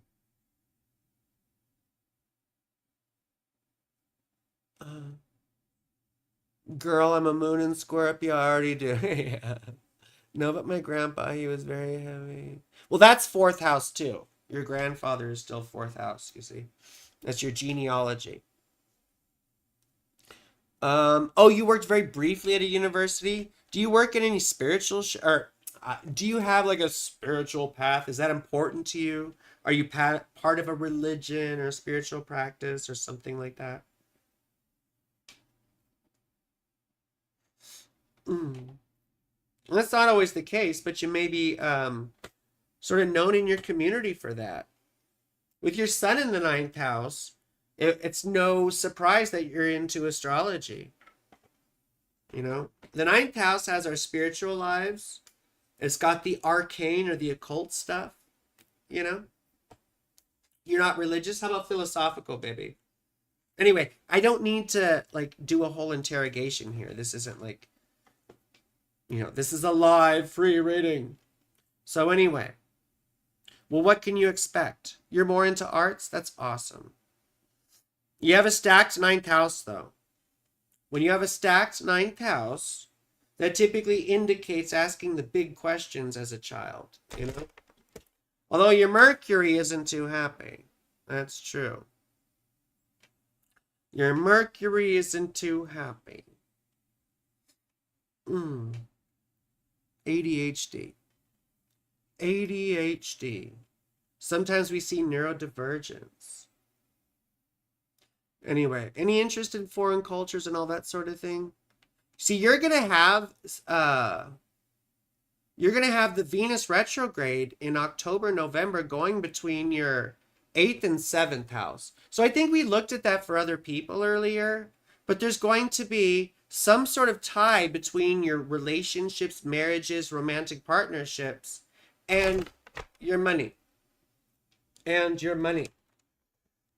Oh, excuse me. Oh, you know what's more important, though? This eclipse in Leo. See the eclipse? Because you have a day chart, you see, meaning your sun is above the horizon. So the eclipse in Leo will be around, April 10th? I think it's around April 10th. And Jupiter, no, April 12th. And then Jupiter will be conjunct that. So you see, this is your 5th house of sex, sexuality, and fun and all that stuff. And children. Children. We have big beginnings and endings with our children. So if you do have a children, you move to another country. Well, that's fucking 9th house, isn't it? 9th house is another country, foreign cultures. Long journeys, long travels, you see. That's why, people assume, you should just have everything, all figured out and fucking listed. I'm not psychic. I really don't believe in psychics. I don't believe in all that bullshit. I think it's made up. For this is pattern recognition. This is being autistic. And you learn sort of the art form behind it and making connections and recognizing patterns. So you see when people come in, you're like, oh, you got that wrong. Motherfucker, that was the first attempt. There's a whole bunch of permutations of all this goddamn shit. There are general topics involved with each of the house placements. There are general qualities involved with each of the zodiacal signs. So people are all like, oh, you didn't get that right. And it's like, shut the fuck up, brother. Come meet me IRL. We'll settle this. I shouldn't say that. Someone will do it. You know what I mean? Someone will be like, hey, Saturn, I'm here. What are you going to do? And I'm like, I'm going to run. That's what I'm going to do. I'm going to run away. And I got pepper spray. I've got pepper spray and I'm going to run away. How about that? It's art and science at the same time. What's art and science at the same time, sweetheart? The 5th house? The 5th house, we do ancient astrology here. I'm not sure where you're getting science from and all that. The 5th house is the joy of Venus and therefore has to do with children, sex, fun, pleasure, and that kind of thing, It's the house of Venus. It's the stuff we do for fun, our games, our sports, our recreation. And in that can be the arts, music, creativity. I don't know where you get science from and all that, though. If that's what you're getting at. No, astrology is the 9th house. You're Sag as fuck, very ninth house. Well, asking the big questions is very Sagittarian. You know, the one of the things about world travel, Americans don't typically have awareness of the world. Americans don't typically have awareness of international affairs or where they fit into the rest of the international global community. You know, so that's very good. So foreign cultures, foreign travels, all that stuff can be very enlightening, you know? And it can help us to learn more about ourselves, to see the contradistinction, you see.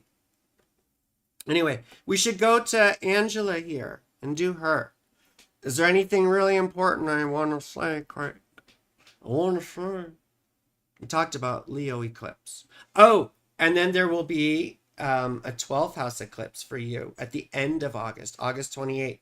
And you see, with that, you're going to be faced with mental health issues or self-destructive patterns or maybe even addiction. These are things that will come up in your life that you have to address, probably. Oh, science and art. Well, yeah, I mean, it's the basis for interpretation in astrology is astronomical phenomena. So, in that sense, it is sort of scientific because before we had all these fancy calculations, you know, with programs, before that, people did logarithms. They did complex algebraic equations um, and logarithms. I mean, you might remember all that shit from like calculus and geometry in high school, but they did calculus and geometry. You had to be a fucking genius to do astrology back then. You know what I mean? And a philosopher. So, you know, you could almost say that humans have sort of gotten a little dumber, even though technology's gotten more so, you know? But yeah, I mean, it's scientific in that way, but how you interpret it and use it is an art form because there are rules. And those rules can be broken in certain circumstances or whatever. Everyone, you learn the rules and then you can develop your own idiosyncratic practice from there. Just like I do with astrological magic. Just like I do with, you know, pretty much everything that I do. So anyway, let's go to Angela. But yeah, you're right in that sense. It is a combination of science and art. So I misunderstood. I thought you were talking about the ninth or the fifth house, rather. I'm sorry. I thought you were talking about the fifth house. I'm sorry. And I get again, I'm autistic and I'm borderline personality, so I get very excited. I get very excited. Okay. Baltimore, Maryland. Whenever I think of Baltimore, I think of John Waters. You know, who did Pink Flamingos and all those wacky. He did a bunch of wacky queer movies. Let me go back to my software.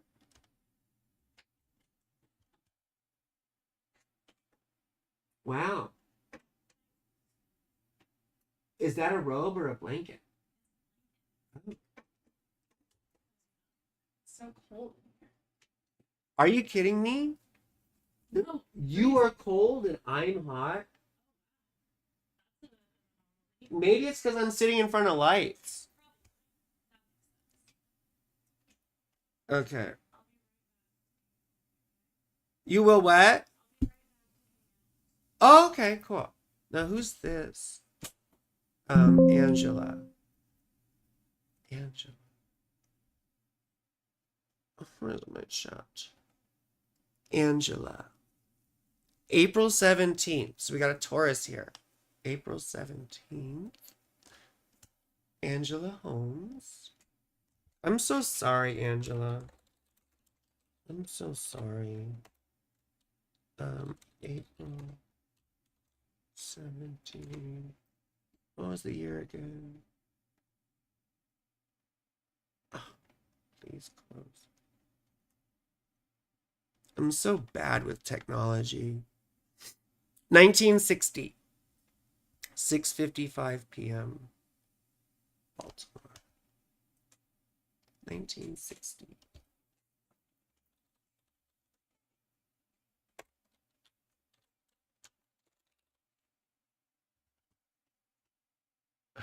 My brain is so mush. I'm sorry, babies. Baltimore. And I've been through a lot of loss. And I can't imagine. That was like my worst nightmare. It's like my worst nightmare. Okay, let's bring this up here. So for Angela, oh my gosh, we got a Scorpio rising. Oh my gosh, baby, we got a Capricorn moon. A Capricorn moon conjunct your Saturn. Now, Saturn is very happy in Capricorn. The moon is not because she rules Cancer. And the worst placement for the moon, well, people often say Scorpio, but I feel like Capricorn is really bad. I'm not trying to make you feel bad or anything like that. It's just that emotions are very hard for Capricorn moons. Very hard.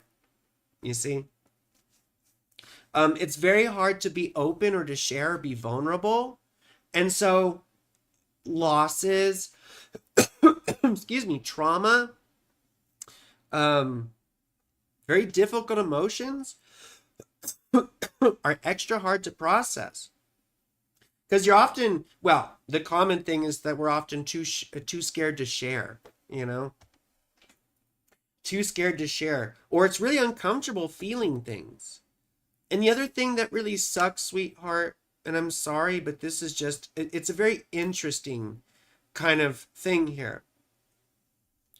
You've got Mars and Chiron in your 5th house. You see? Chiron is often done. Now, I know we don't use Chiron in ancient astrology because he's like a planetoid and he was a later discovery, but I like to use Chiron because, you know, as God, what's his fucking name? Never mind. I was gonna quote this other guy. Oh, Austin Coppock. As Austin Coppock says, Chiron's a thing that does stuff. But you see, first of all, Jupiter rules your 5th house and is very unhappy in Capricorn. That can show difficulty with children on a number of different levels. And now I'm just being cold and analytical here. I'm not being glib or anything else. I'm analyzing the information, okay? Knowing what we know. And you have something similar to me. You have Mars in the 5th house. I have my sun conjunct there, though. And your 4th house ruler is just sort of unhappy. Or sorry, your 5th house ruler is unhappy. And then having Chiron in the 5th house is your pain, right, surrounds your children. Things get activated at different points in our life, though, in different ways. Planetary activation is a whole study in and of itself. We're not doing it here because it takes way too much time. You have to use ascensional times and all that stuff, and that's too much to explain. So in that way, it is very scientific because science is the basis for the interpretation, but the interpretation is art. And knowing what to look for is art. So now Saturn conjunct the moon, as I talked about before, has, clinical depression oftentimes, bipolar disorder, borderline personality. It can be very morose and often indicates difficulty with the mother, a domineering or sometimes even abusive mother. But in terms of looking, at your daughter and everything else,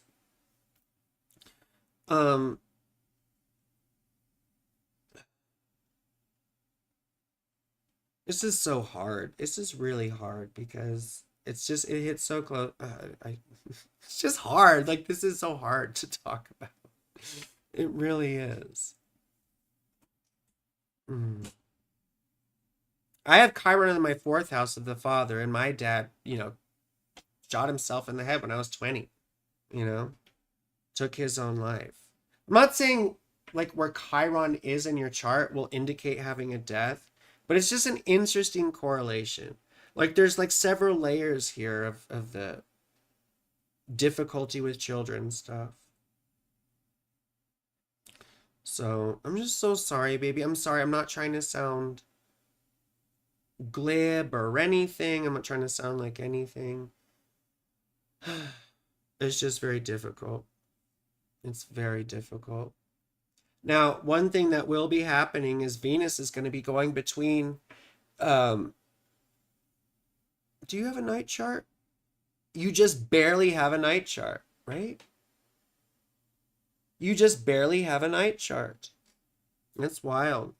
So Venus is going to be extra good for you. In October, November, Venus is going to be going between your first house of yourself, your identity, and your 12th house of mental health and self-destruction and isolation, all that fun stuff. The 12th house is really the worst house. Like, it's the worst house. But when Venus goes through there, it's good because she often brings relief to the 12th house stuff. 12th house stuff. And in the 12th house, I include grief. So, like I said, we never recover from this. Like, I haven't recovered from losing my father. But what we do is we learn to take that experience and to make it a useful tool in relating to other people, you know? I was very brutally SA'd, you know? You know what SA is? I was very brutally graped around the same time I lost my dad. And it was one of the worst experiences of my life. It hurt. It was physically traumatizing. Like, it was violent. And it was a big psychological shock and trauma that I've been dealing with for 20 years. But there was constructive stuff that came out of it. It related me to the rest of, to women in general. Half of women just about have suffered through sexual violence, And in a way, it gave me a new layer of empathy, like to be of use and service to others because I could relate to it. Nothing justifies anything really in the universe, because if you get down to logic, and in Buddhist logic in particular, there are no causes. There aren't, because interdependence is a fact, right?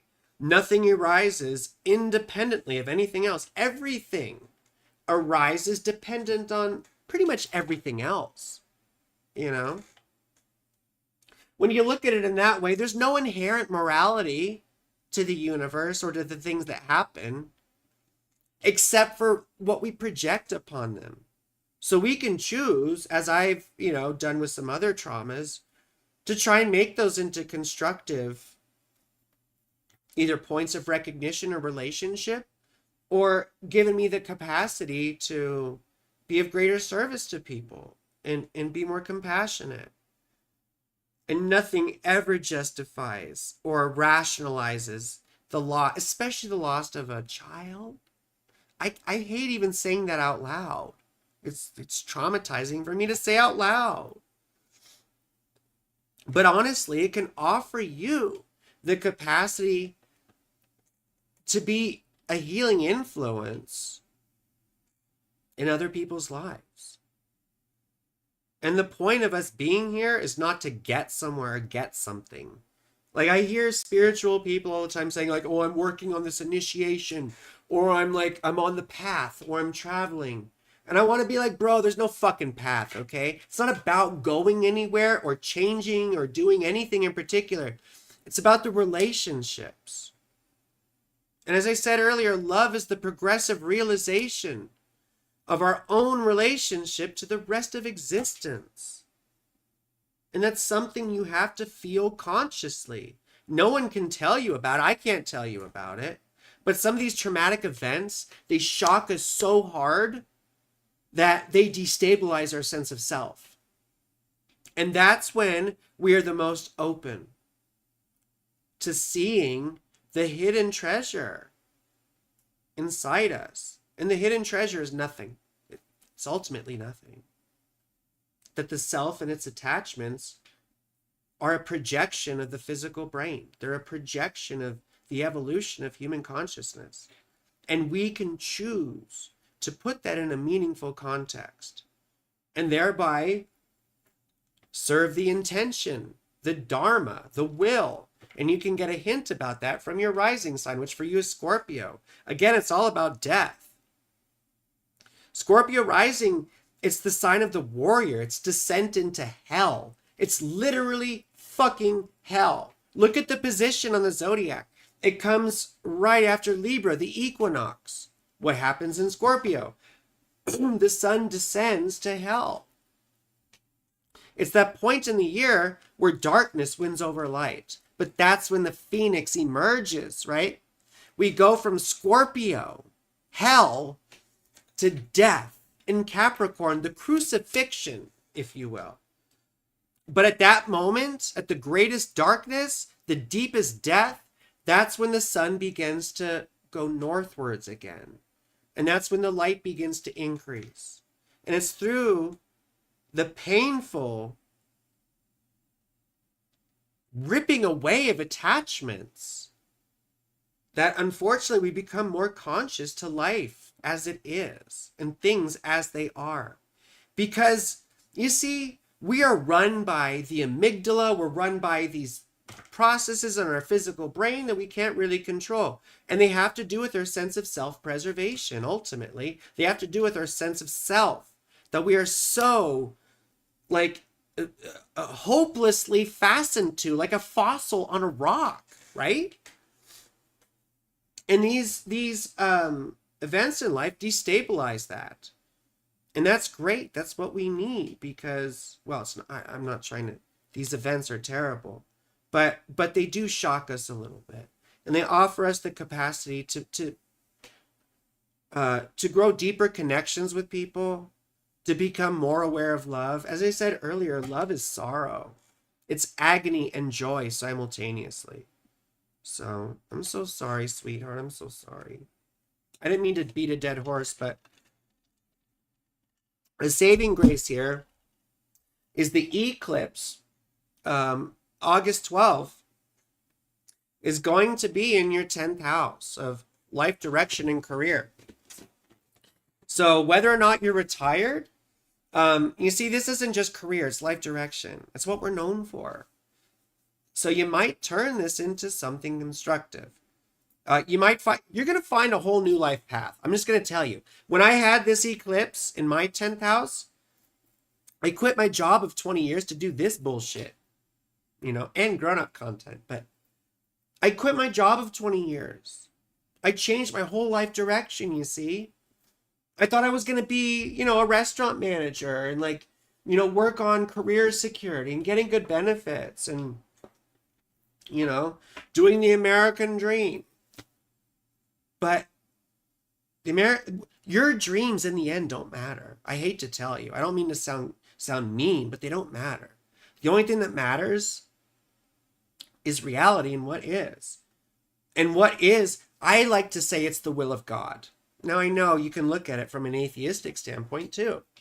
But in that way, what I'm trying to say, that the machinations of the universe conspire to bring you to this time and place in human history. And you've literally been delivered to the most important and severe and consequential and grave moment in human history thus far. You've been delivered here as a conscious being. Now, what do we do with it? What do we do with it? And once again, Scorpio rising is the warrior that emerges from his own ashes. Scorpio is the feminine Mars. It's the one who strikes with precision. It's the passionate warrior. The passionate warrior. Ultimately, the battle's with the self, isn't it? Let me look at the chat. I'm sorry, I haven't been looking at the chat. I've been being didactic.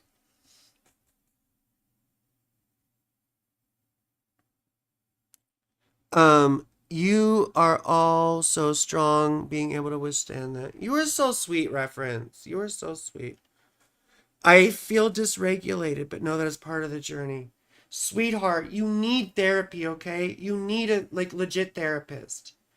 That's my other problem with the crunchy communities. They always think, oh, I can fix this all with mystical nonsense. Astrology's great. It can help us predict the future. It's supposed to train us in self-mastery. Not that we can change our fate, but that we accept whatever comes. And we learn to master ourselves.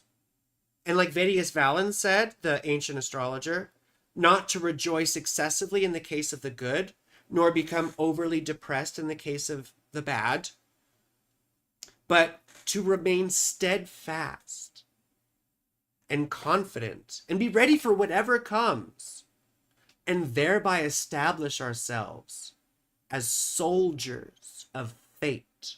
That's what he said. We become established soldiers of fate. We do our duty. You may remember the Bhagavad Gita, right? Arjuna was terrified, and he was extremely sad and upset that he had to go to war with people from his own family. Now, this is all symbolic, of course, but he lamented, like, oh, Lord Krishna, I don't want to hurt my family. I don't want to hurt other people. Like, tell me what to do. Lord Krishna comes down and says, shut the fuck up and do your duty as a soldier. Get out there. Do your fucking duty. Because it's the attachments that hold us back from the right thing. I'm not saying that none of this can be justified. None of this can be justified nor rationalized. And I'm saying that with the utmost compassion.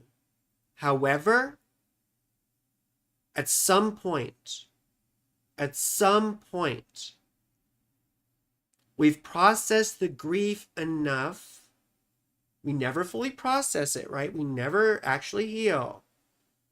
But we come to a point where the grief has become integrated in our sense of self, and we can use that as a point of contact with other people who suffer. That's why you see a lot of people start support groups or try to connect with other parents who've been through this. And it's very, very important. And all of us need therapy to guide us through these things, you see? Yeah, that's so sweet, Amina. You have reinvented yourself many times. Yeah. I mean, I feel that. Recently, since the eclipse in my first house, though, I've stopped reinventing myself. Because there's nothing to reinvent. You are you. You are who you are. And our goal should be just to be the most authentic we can be. There is a you. There is. Right? And the process of having things ripped away from us can bring us closer to that. So, I don't mean to get all philosophical on this, but yes, you will be dysregulated for a while, baby. And that's why you need therapy. You do. Because this dysregulation can be life-threatening. What happened to you can be life-threatening because we get desperate, you see? And we get all kinds of physical ailments from the intensity of the emotions. So, baby, take care of yourself, please. Take care of yourself. Allow yourself all the space to grieve if you can. We need to fall to pieces. We do. We need to fall to pieces, baby. So we can pick ourselves back up. When people say, oh, transformation, they don't get at what that really entails. It entails being shattered. Shattered like glass in a million pieces. And then we have to find ourselves again. And you'll realize she was always there. Always.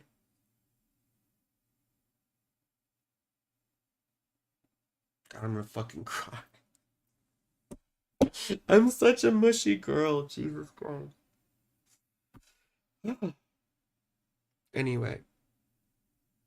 Yes, sweetheart. Please, doctors. I am not that crunchy ass astrologer who says, oh, check your chakras.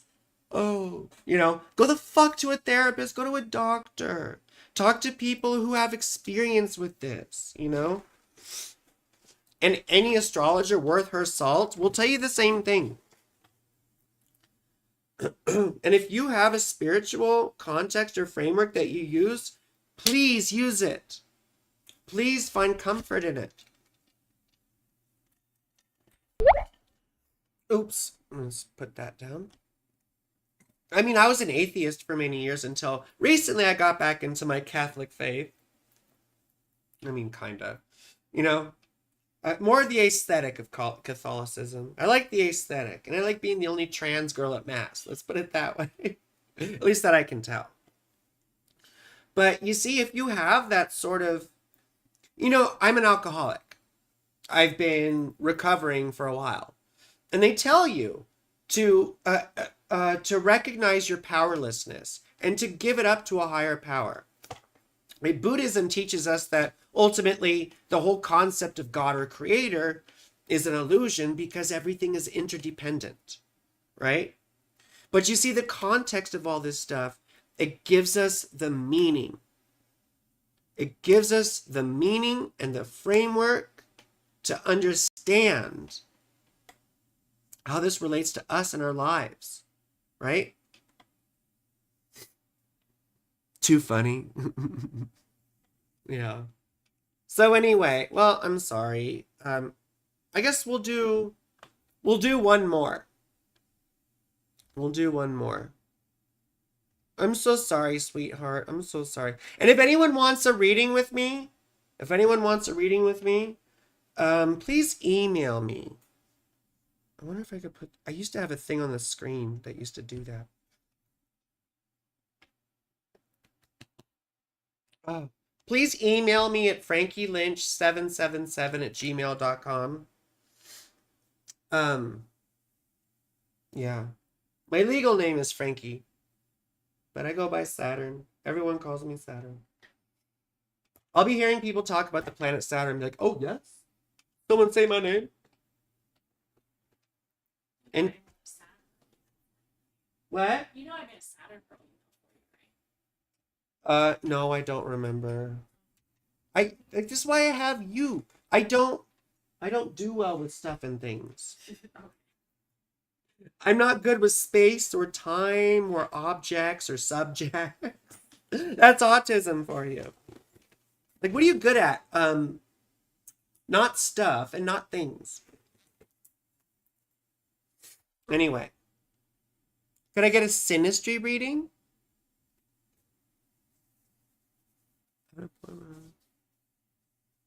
Well, thank you.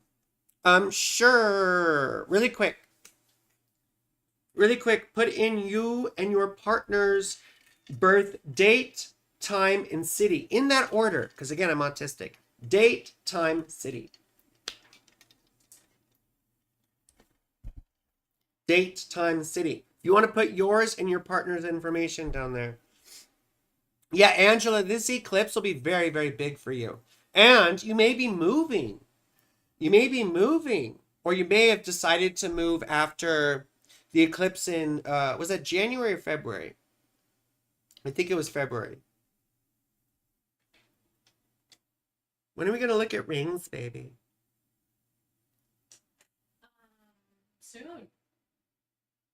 We're going to look for see, these were like temporary rings, We're going to get new ones. Anyway. So if you want to leave your information, we'll give you a couple minutes. And amination. I'm sorry. Amination.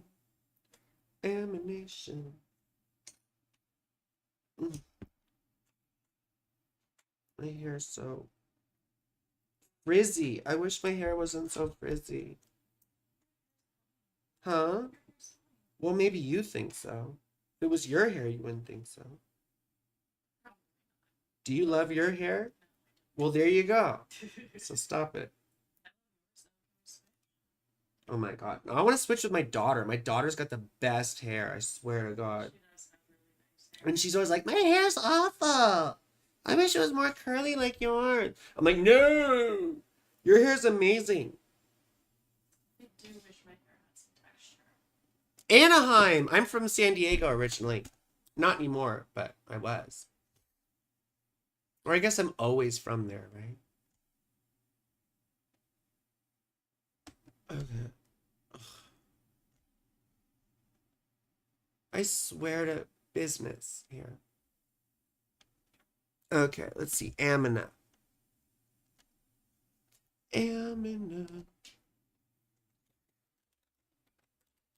Amina. And we got 626. Ooh. Birthday coming up. 1994. See, you're on the age of all the people I date. I go like typically 10 years younger because people, like guys my age, don't know how to treat me, you know? People who are born around me will have Pluto conjunct my moon, and I don't need that smoke. I don't need that smoke. I don't need that. I've had it. It's awful. I don't need that smoke. I don't need that smoke.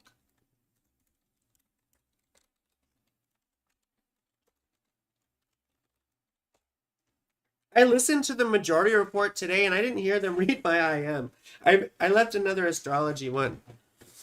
But seriously, reference, everything I've been saying is fucking coming true. And Hassan has been saying it too. Like I told everyone, I told Sam before Trump even took office, that there would be a tenuous alliance between elements of the left and the right, you know, against the feds over the Epstein, Israel, Iran. I didn't say Iran, but I said Epstein and Israel. And Iran is sort of an offshoot of the Israel thing, isn't it? You know? And I'm predicting a massive financial collapse starting September and November. And then starting November 11th, we'll begin a 20-year period that will end in the balkanization. Well, it'll climax in the balkanization of the U.S., which I actually do predict sooner, like 2033, when Uranus leaves Gemini. But again, you know, it's just we've seen this shit in history so many times. Anaheim, California.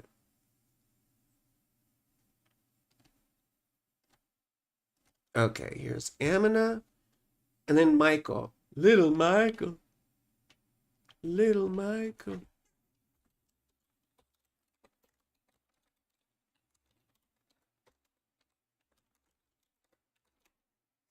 Okay, Michael. And Michael is a Scorpio or Sagittarius? Probably a Scorpio. 1978. Wow, look at you. You like the older guys, don't you? Are you a Saturn girl also? I have a range of like 40 years. I go between 62 and 22, right? And I'm 42. So I go 20 years ahead, 20 years behind. I just don't like people my age because they have the Pluto stuff with me, and it's really painful. You know? Oh, he's a Scorpio. You're so funny. Well, thank you. Thank you. I'm Sam Cedar. Let's talk about. Let's talk to Dick. Wait, you ever notice every Friday they have either fucking Digby or David Dayan? Every Friday. It's like, oh, it's Digby. Or no, or Jeet. They no longer have David Dayan. It's always Jeet. It's either Jeet, Pie, right? No. Whatever his name is, Jeet.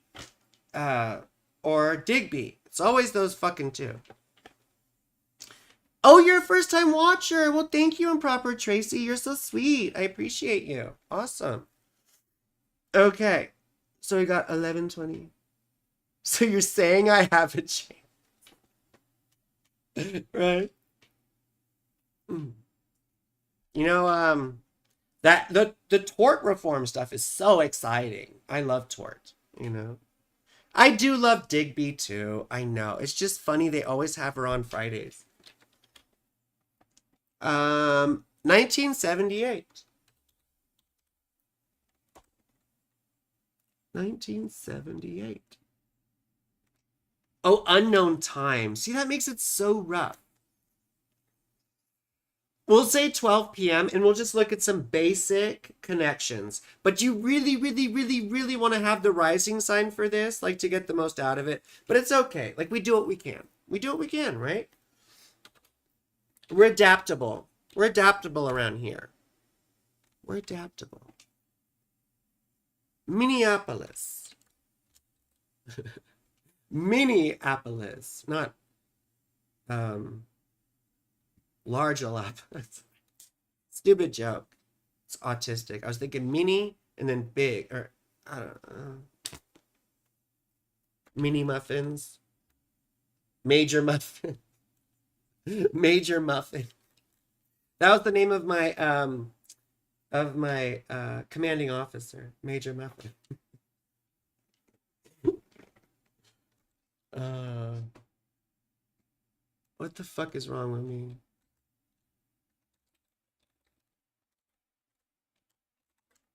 Did I spell it? Oh yeah, I did spell it right. Okay. So we'll see what we got here.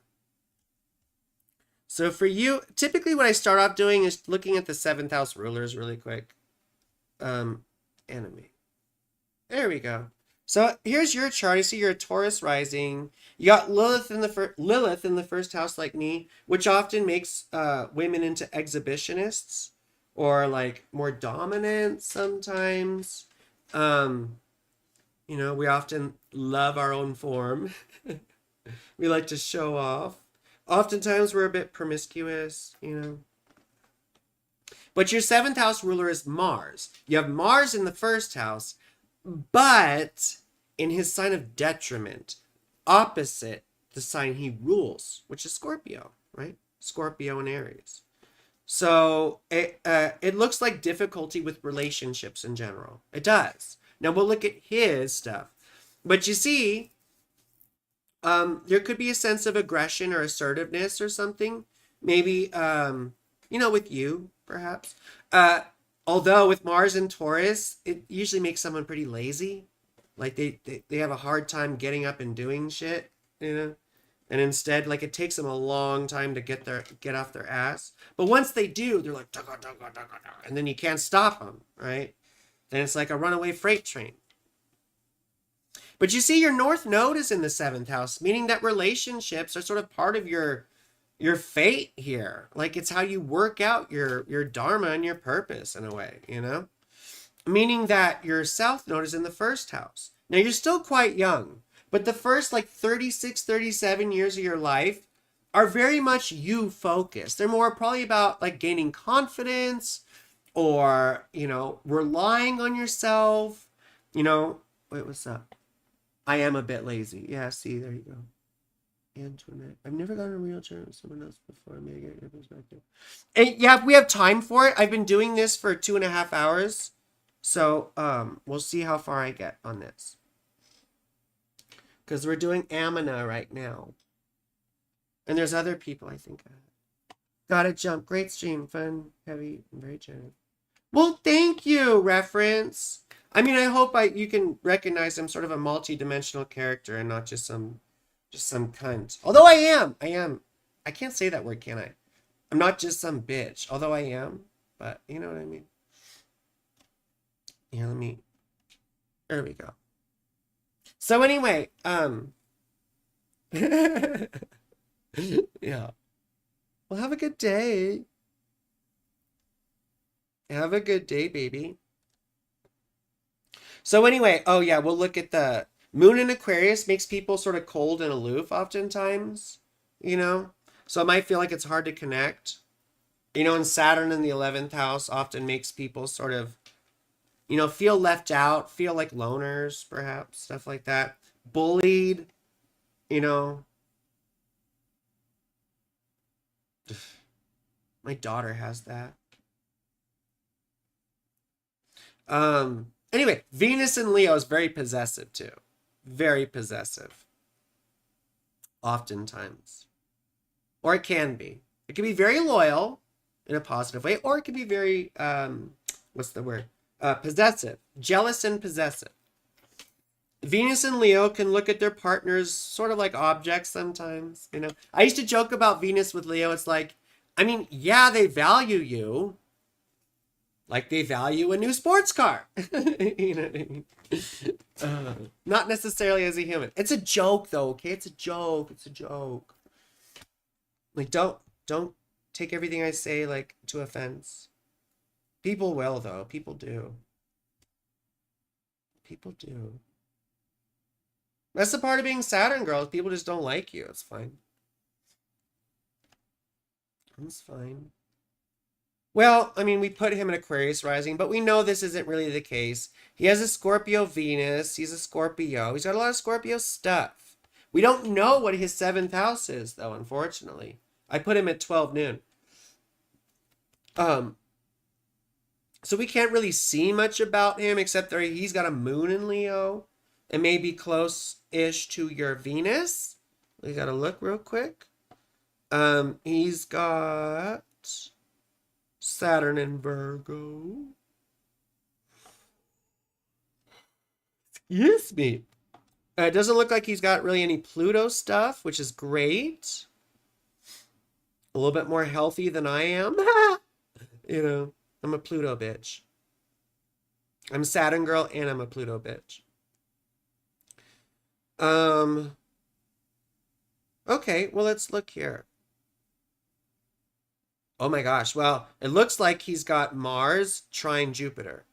And I'm sorry, but when I see when I see a well dignified Mars or Jupiter like in aspect to Mars or Jupiter, when I see Mars Jupiter aspects, like especially, well, really any of them. I'm sorry, but like in people with male parts, with people with penises, they usually tend to be very well endowed.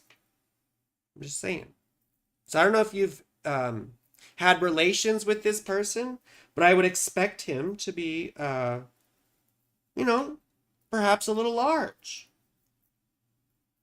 I don't know if you feel me. Let's look quickly at the synastry.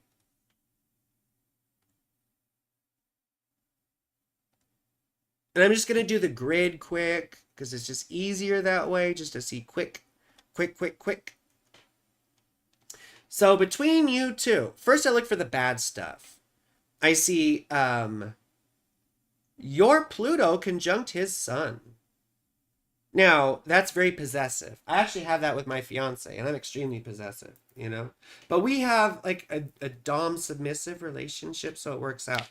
But also when you see that, like, you have to be aware not to step on your partner's sense of power all the time. Like, you have to be aware that you're not just like unconsciously even, that you're not just beating them down, or squashing them.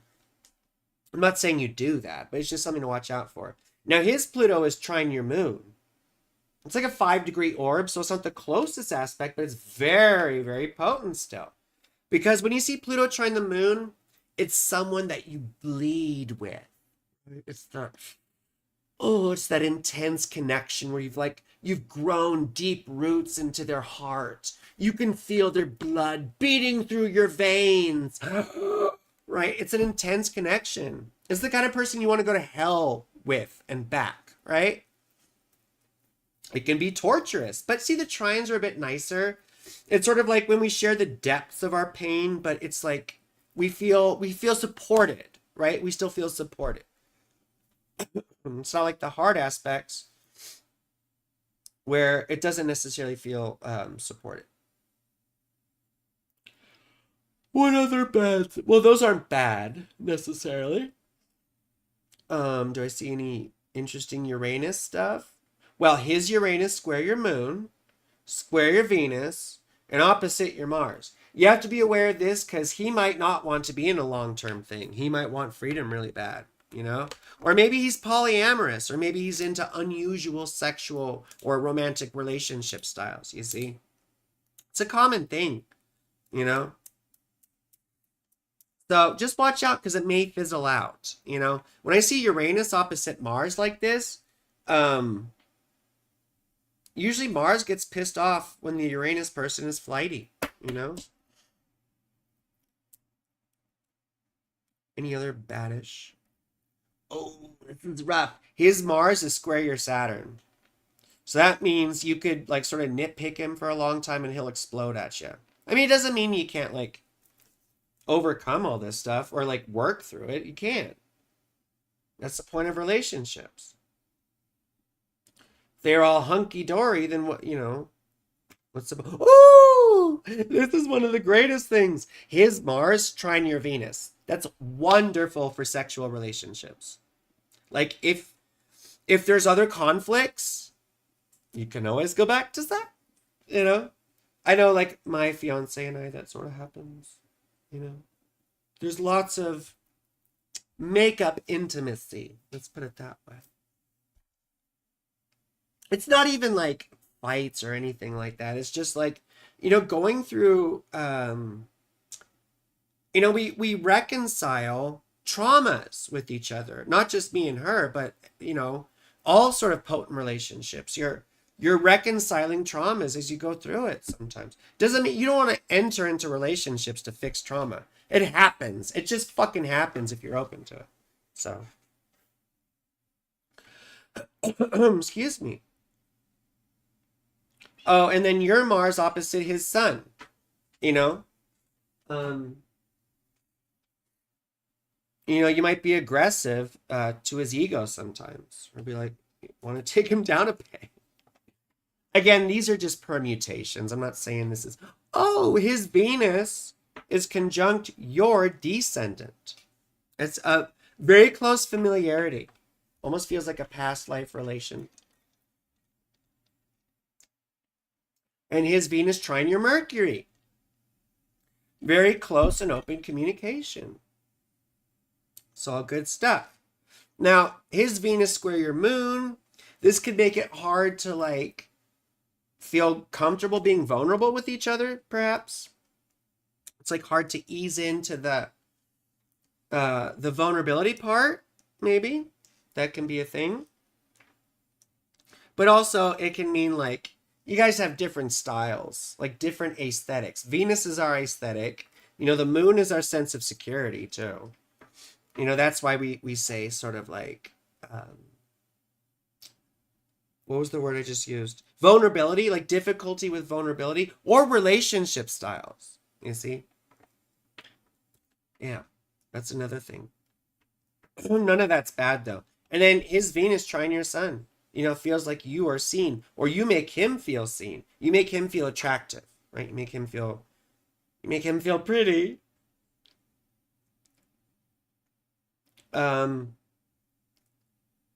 Moon conjunct Venus, it's a wide conjunction, but still very good.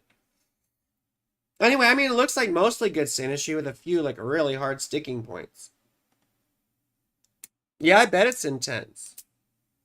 I'm so funny, thank you. You have a grand air trine and a yod. Those are what are called aspect patterns, Antoinette.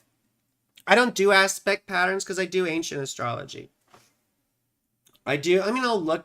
I'll look at them as multiple aspects, but I don't use astrology as a Rorschach test. I don't be like, it's like a therapist says, well, what do you see here? I'm like, oh, I see a kite. Oh, I see an isosceles triangle. I'm going to call it a yod. They call it the finger of God, right? God's been fingering me my whole life. Like, God gives me 2 fingers, but I know I can take 3. I could probably take 4. I'm good with fingers. I'm a stretchy girl. Like this fellow. I'm very stretchy, Very stretchy. Oh my gosh. I'm a stretchy girl. Well, I hope that's useful, Amina. I hope that's useful.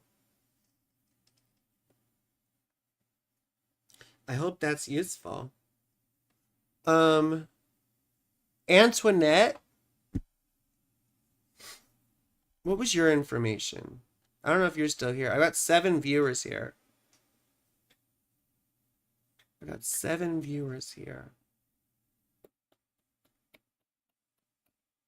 Where's Antoinette's stuff?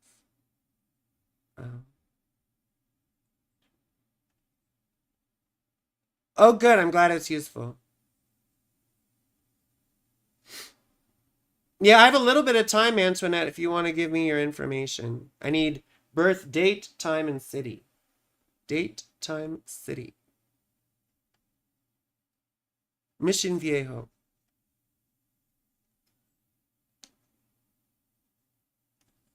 Are you okay?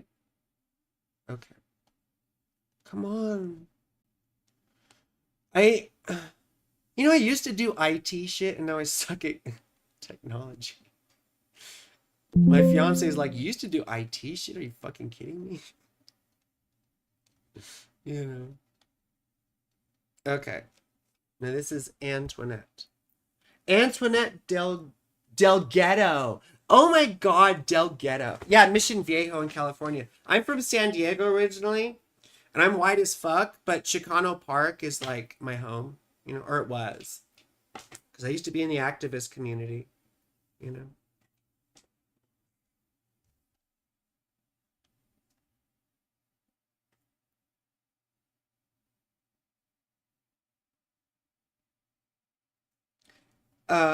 Okay. That's so funny, Del Ghetto. Antoinette. Oh, you live near Seattle? Oh, that's your drag queen name? Oh, yay! Wonderful, Antoinette. And that's a hilarious. Oops, sorry. Do you ever listen to the Scissor Sisters? That song, Filthy Gorgeous? Look it up. Scissor Sisters, Filthy Gorgeous. You'll love it. I'm a lovey dovey.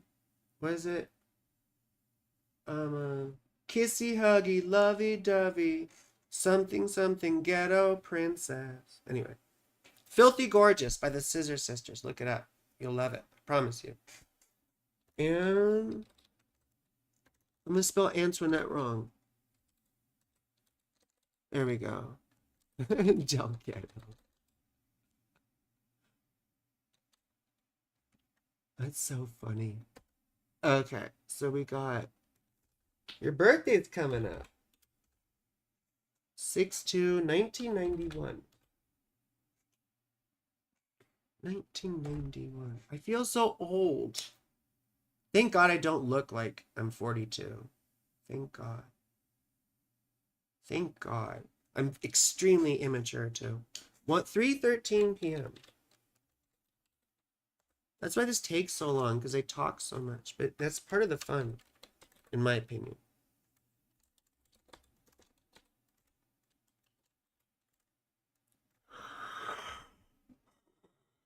Yes, me. Okay, let's.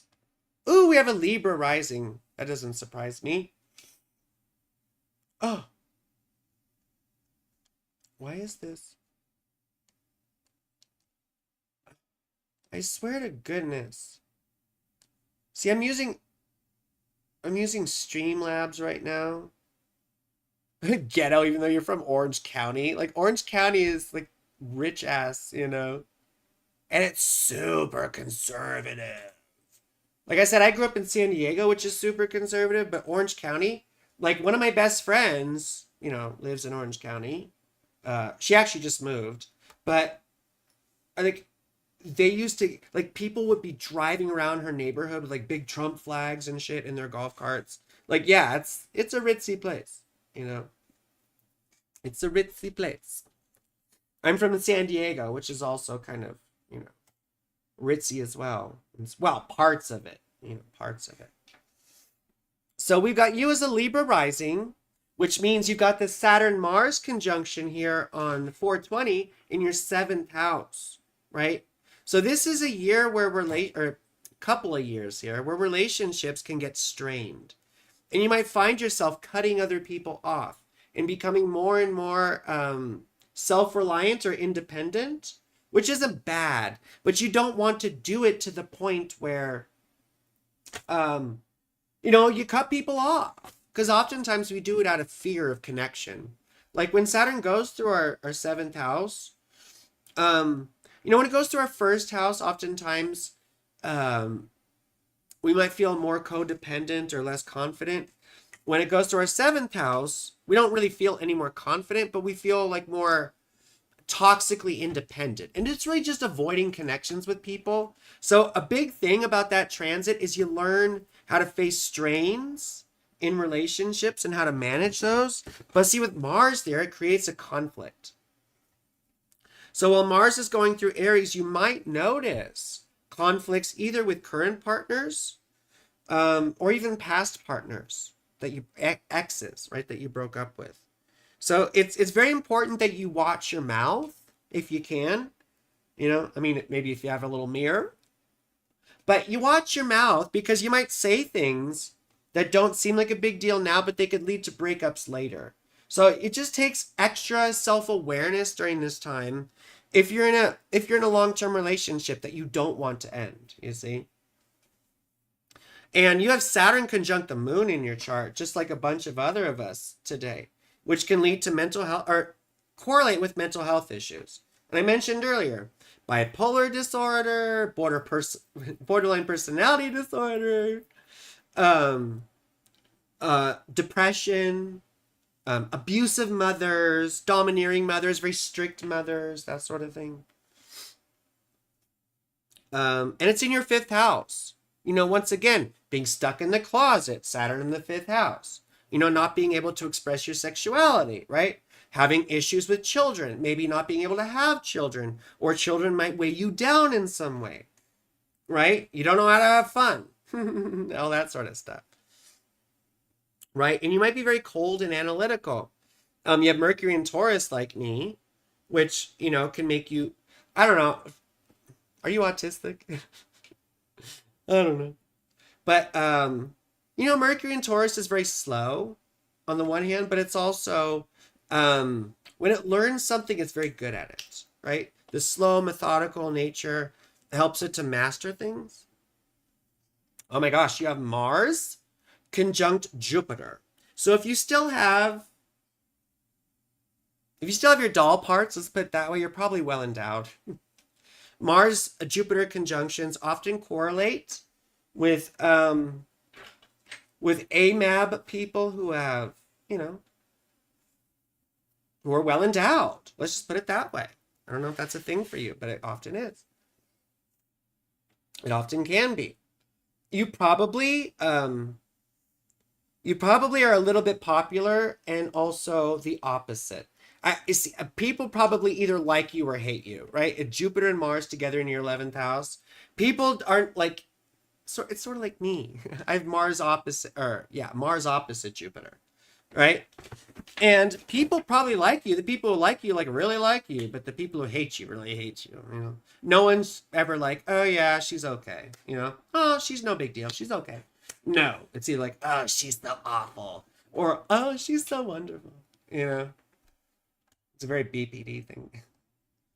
Let's see. Oh, you work in mental health. You work in mental health. Well, look at you, baby. That's pretty admirable. I like that. And you're probably very philosophical, Are you into spirituality or philosophy at all? Yes, there's no in between. Just very direct and deliberate. Yeah, me too. I'm very blunt also, but I'm also autistic, so. I'm also autistic. Yeah, I don't really see neurodivergence in your chart necessarily. But I do see that you would have a wound around career and success. Maybe your parents had big expectations for you and you never fulfilled them, and it might be a source of guilt or something. But something to do with politics or political activism, with universities or colleges, with foreign languages or cultures or foreign travels, or with spirituality, religion, all that sort of stuff. That could be a big deal for you. I mean, my inclination is that you were a kid asking the bigger questions in life, like, why are we here? Why are we here?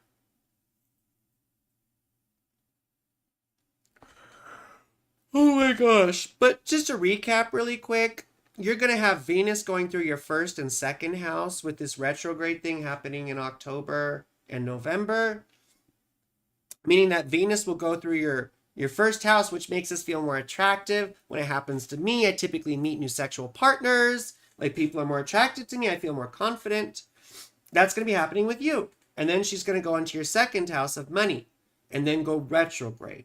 So someone or something from your past, maybe even a part of you from your past, something you thought you left behind, is going to come back into the picture and perhaps make you money or factor into your business somehow.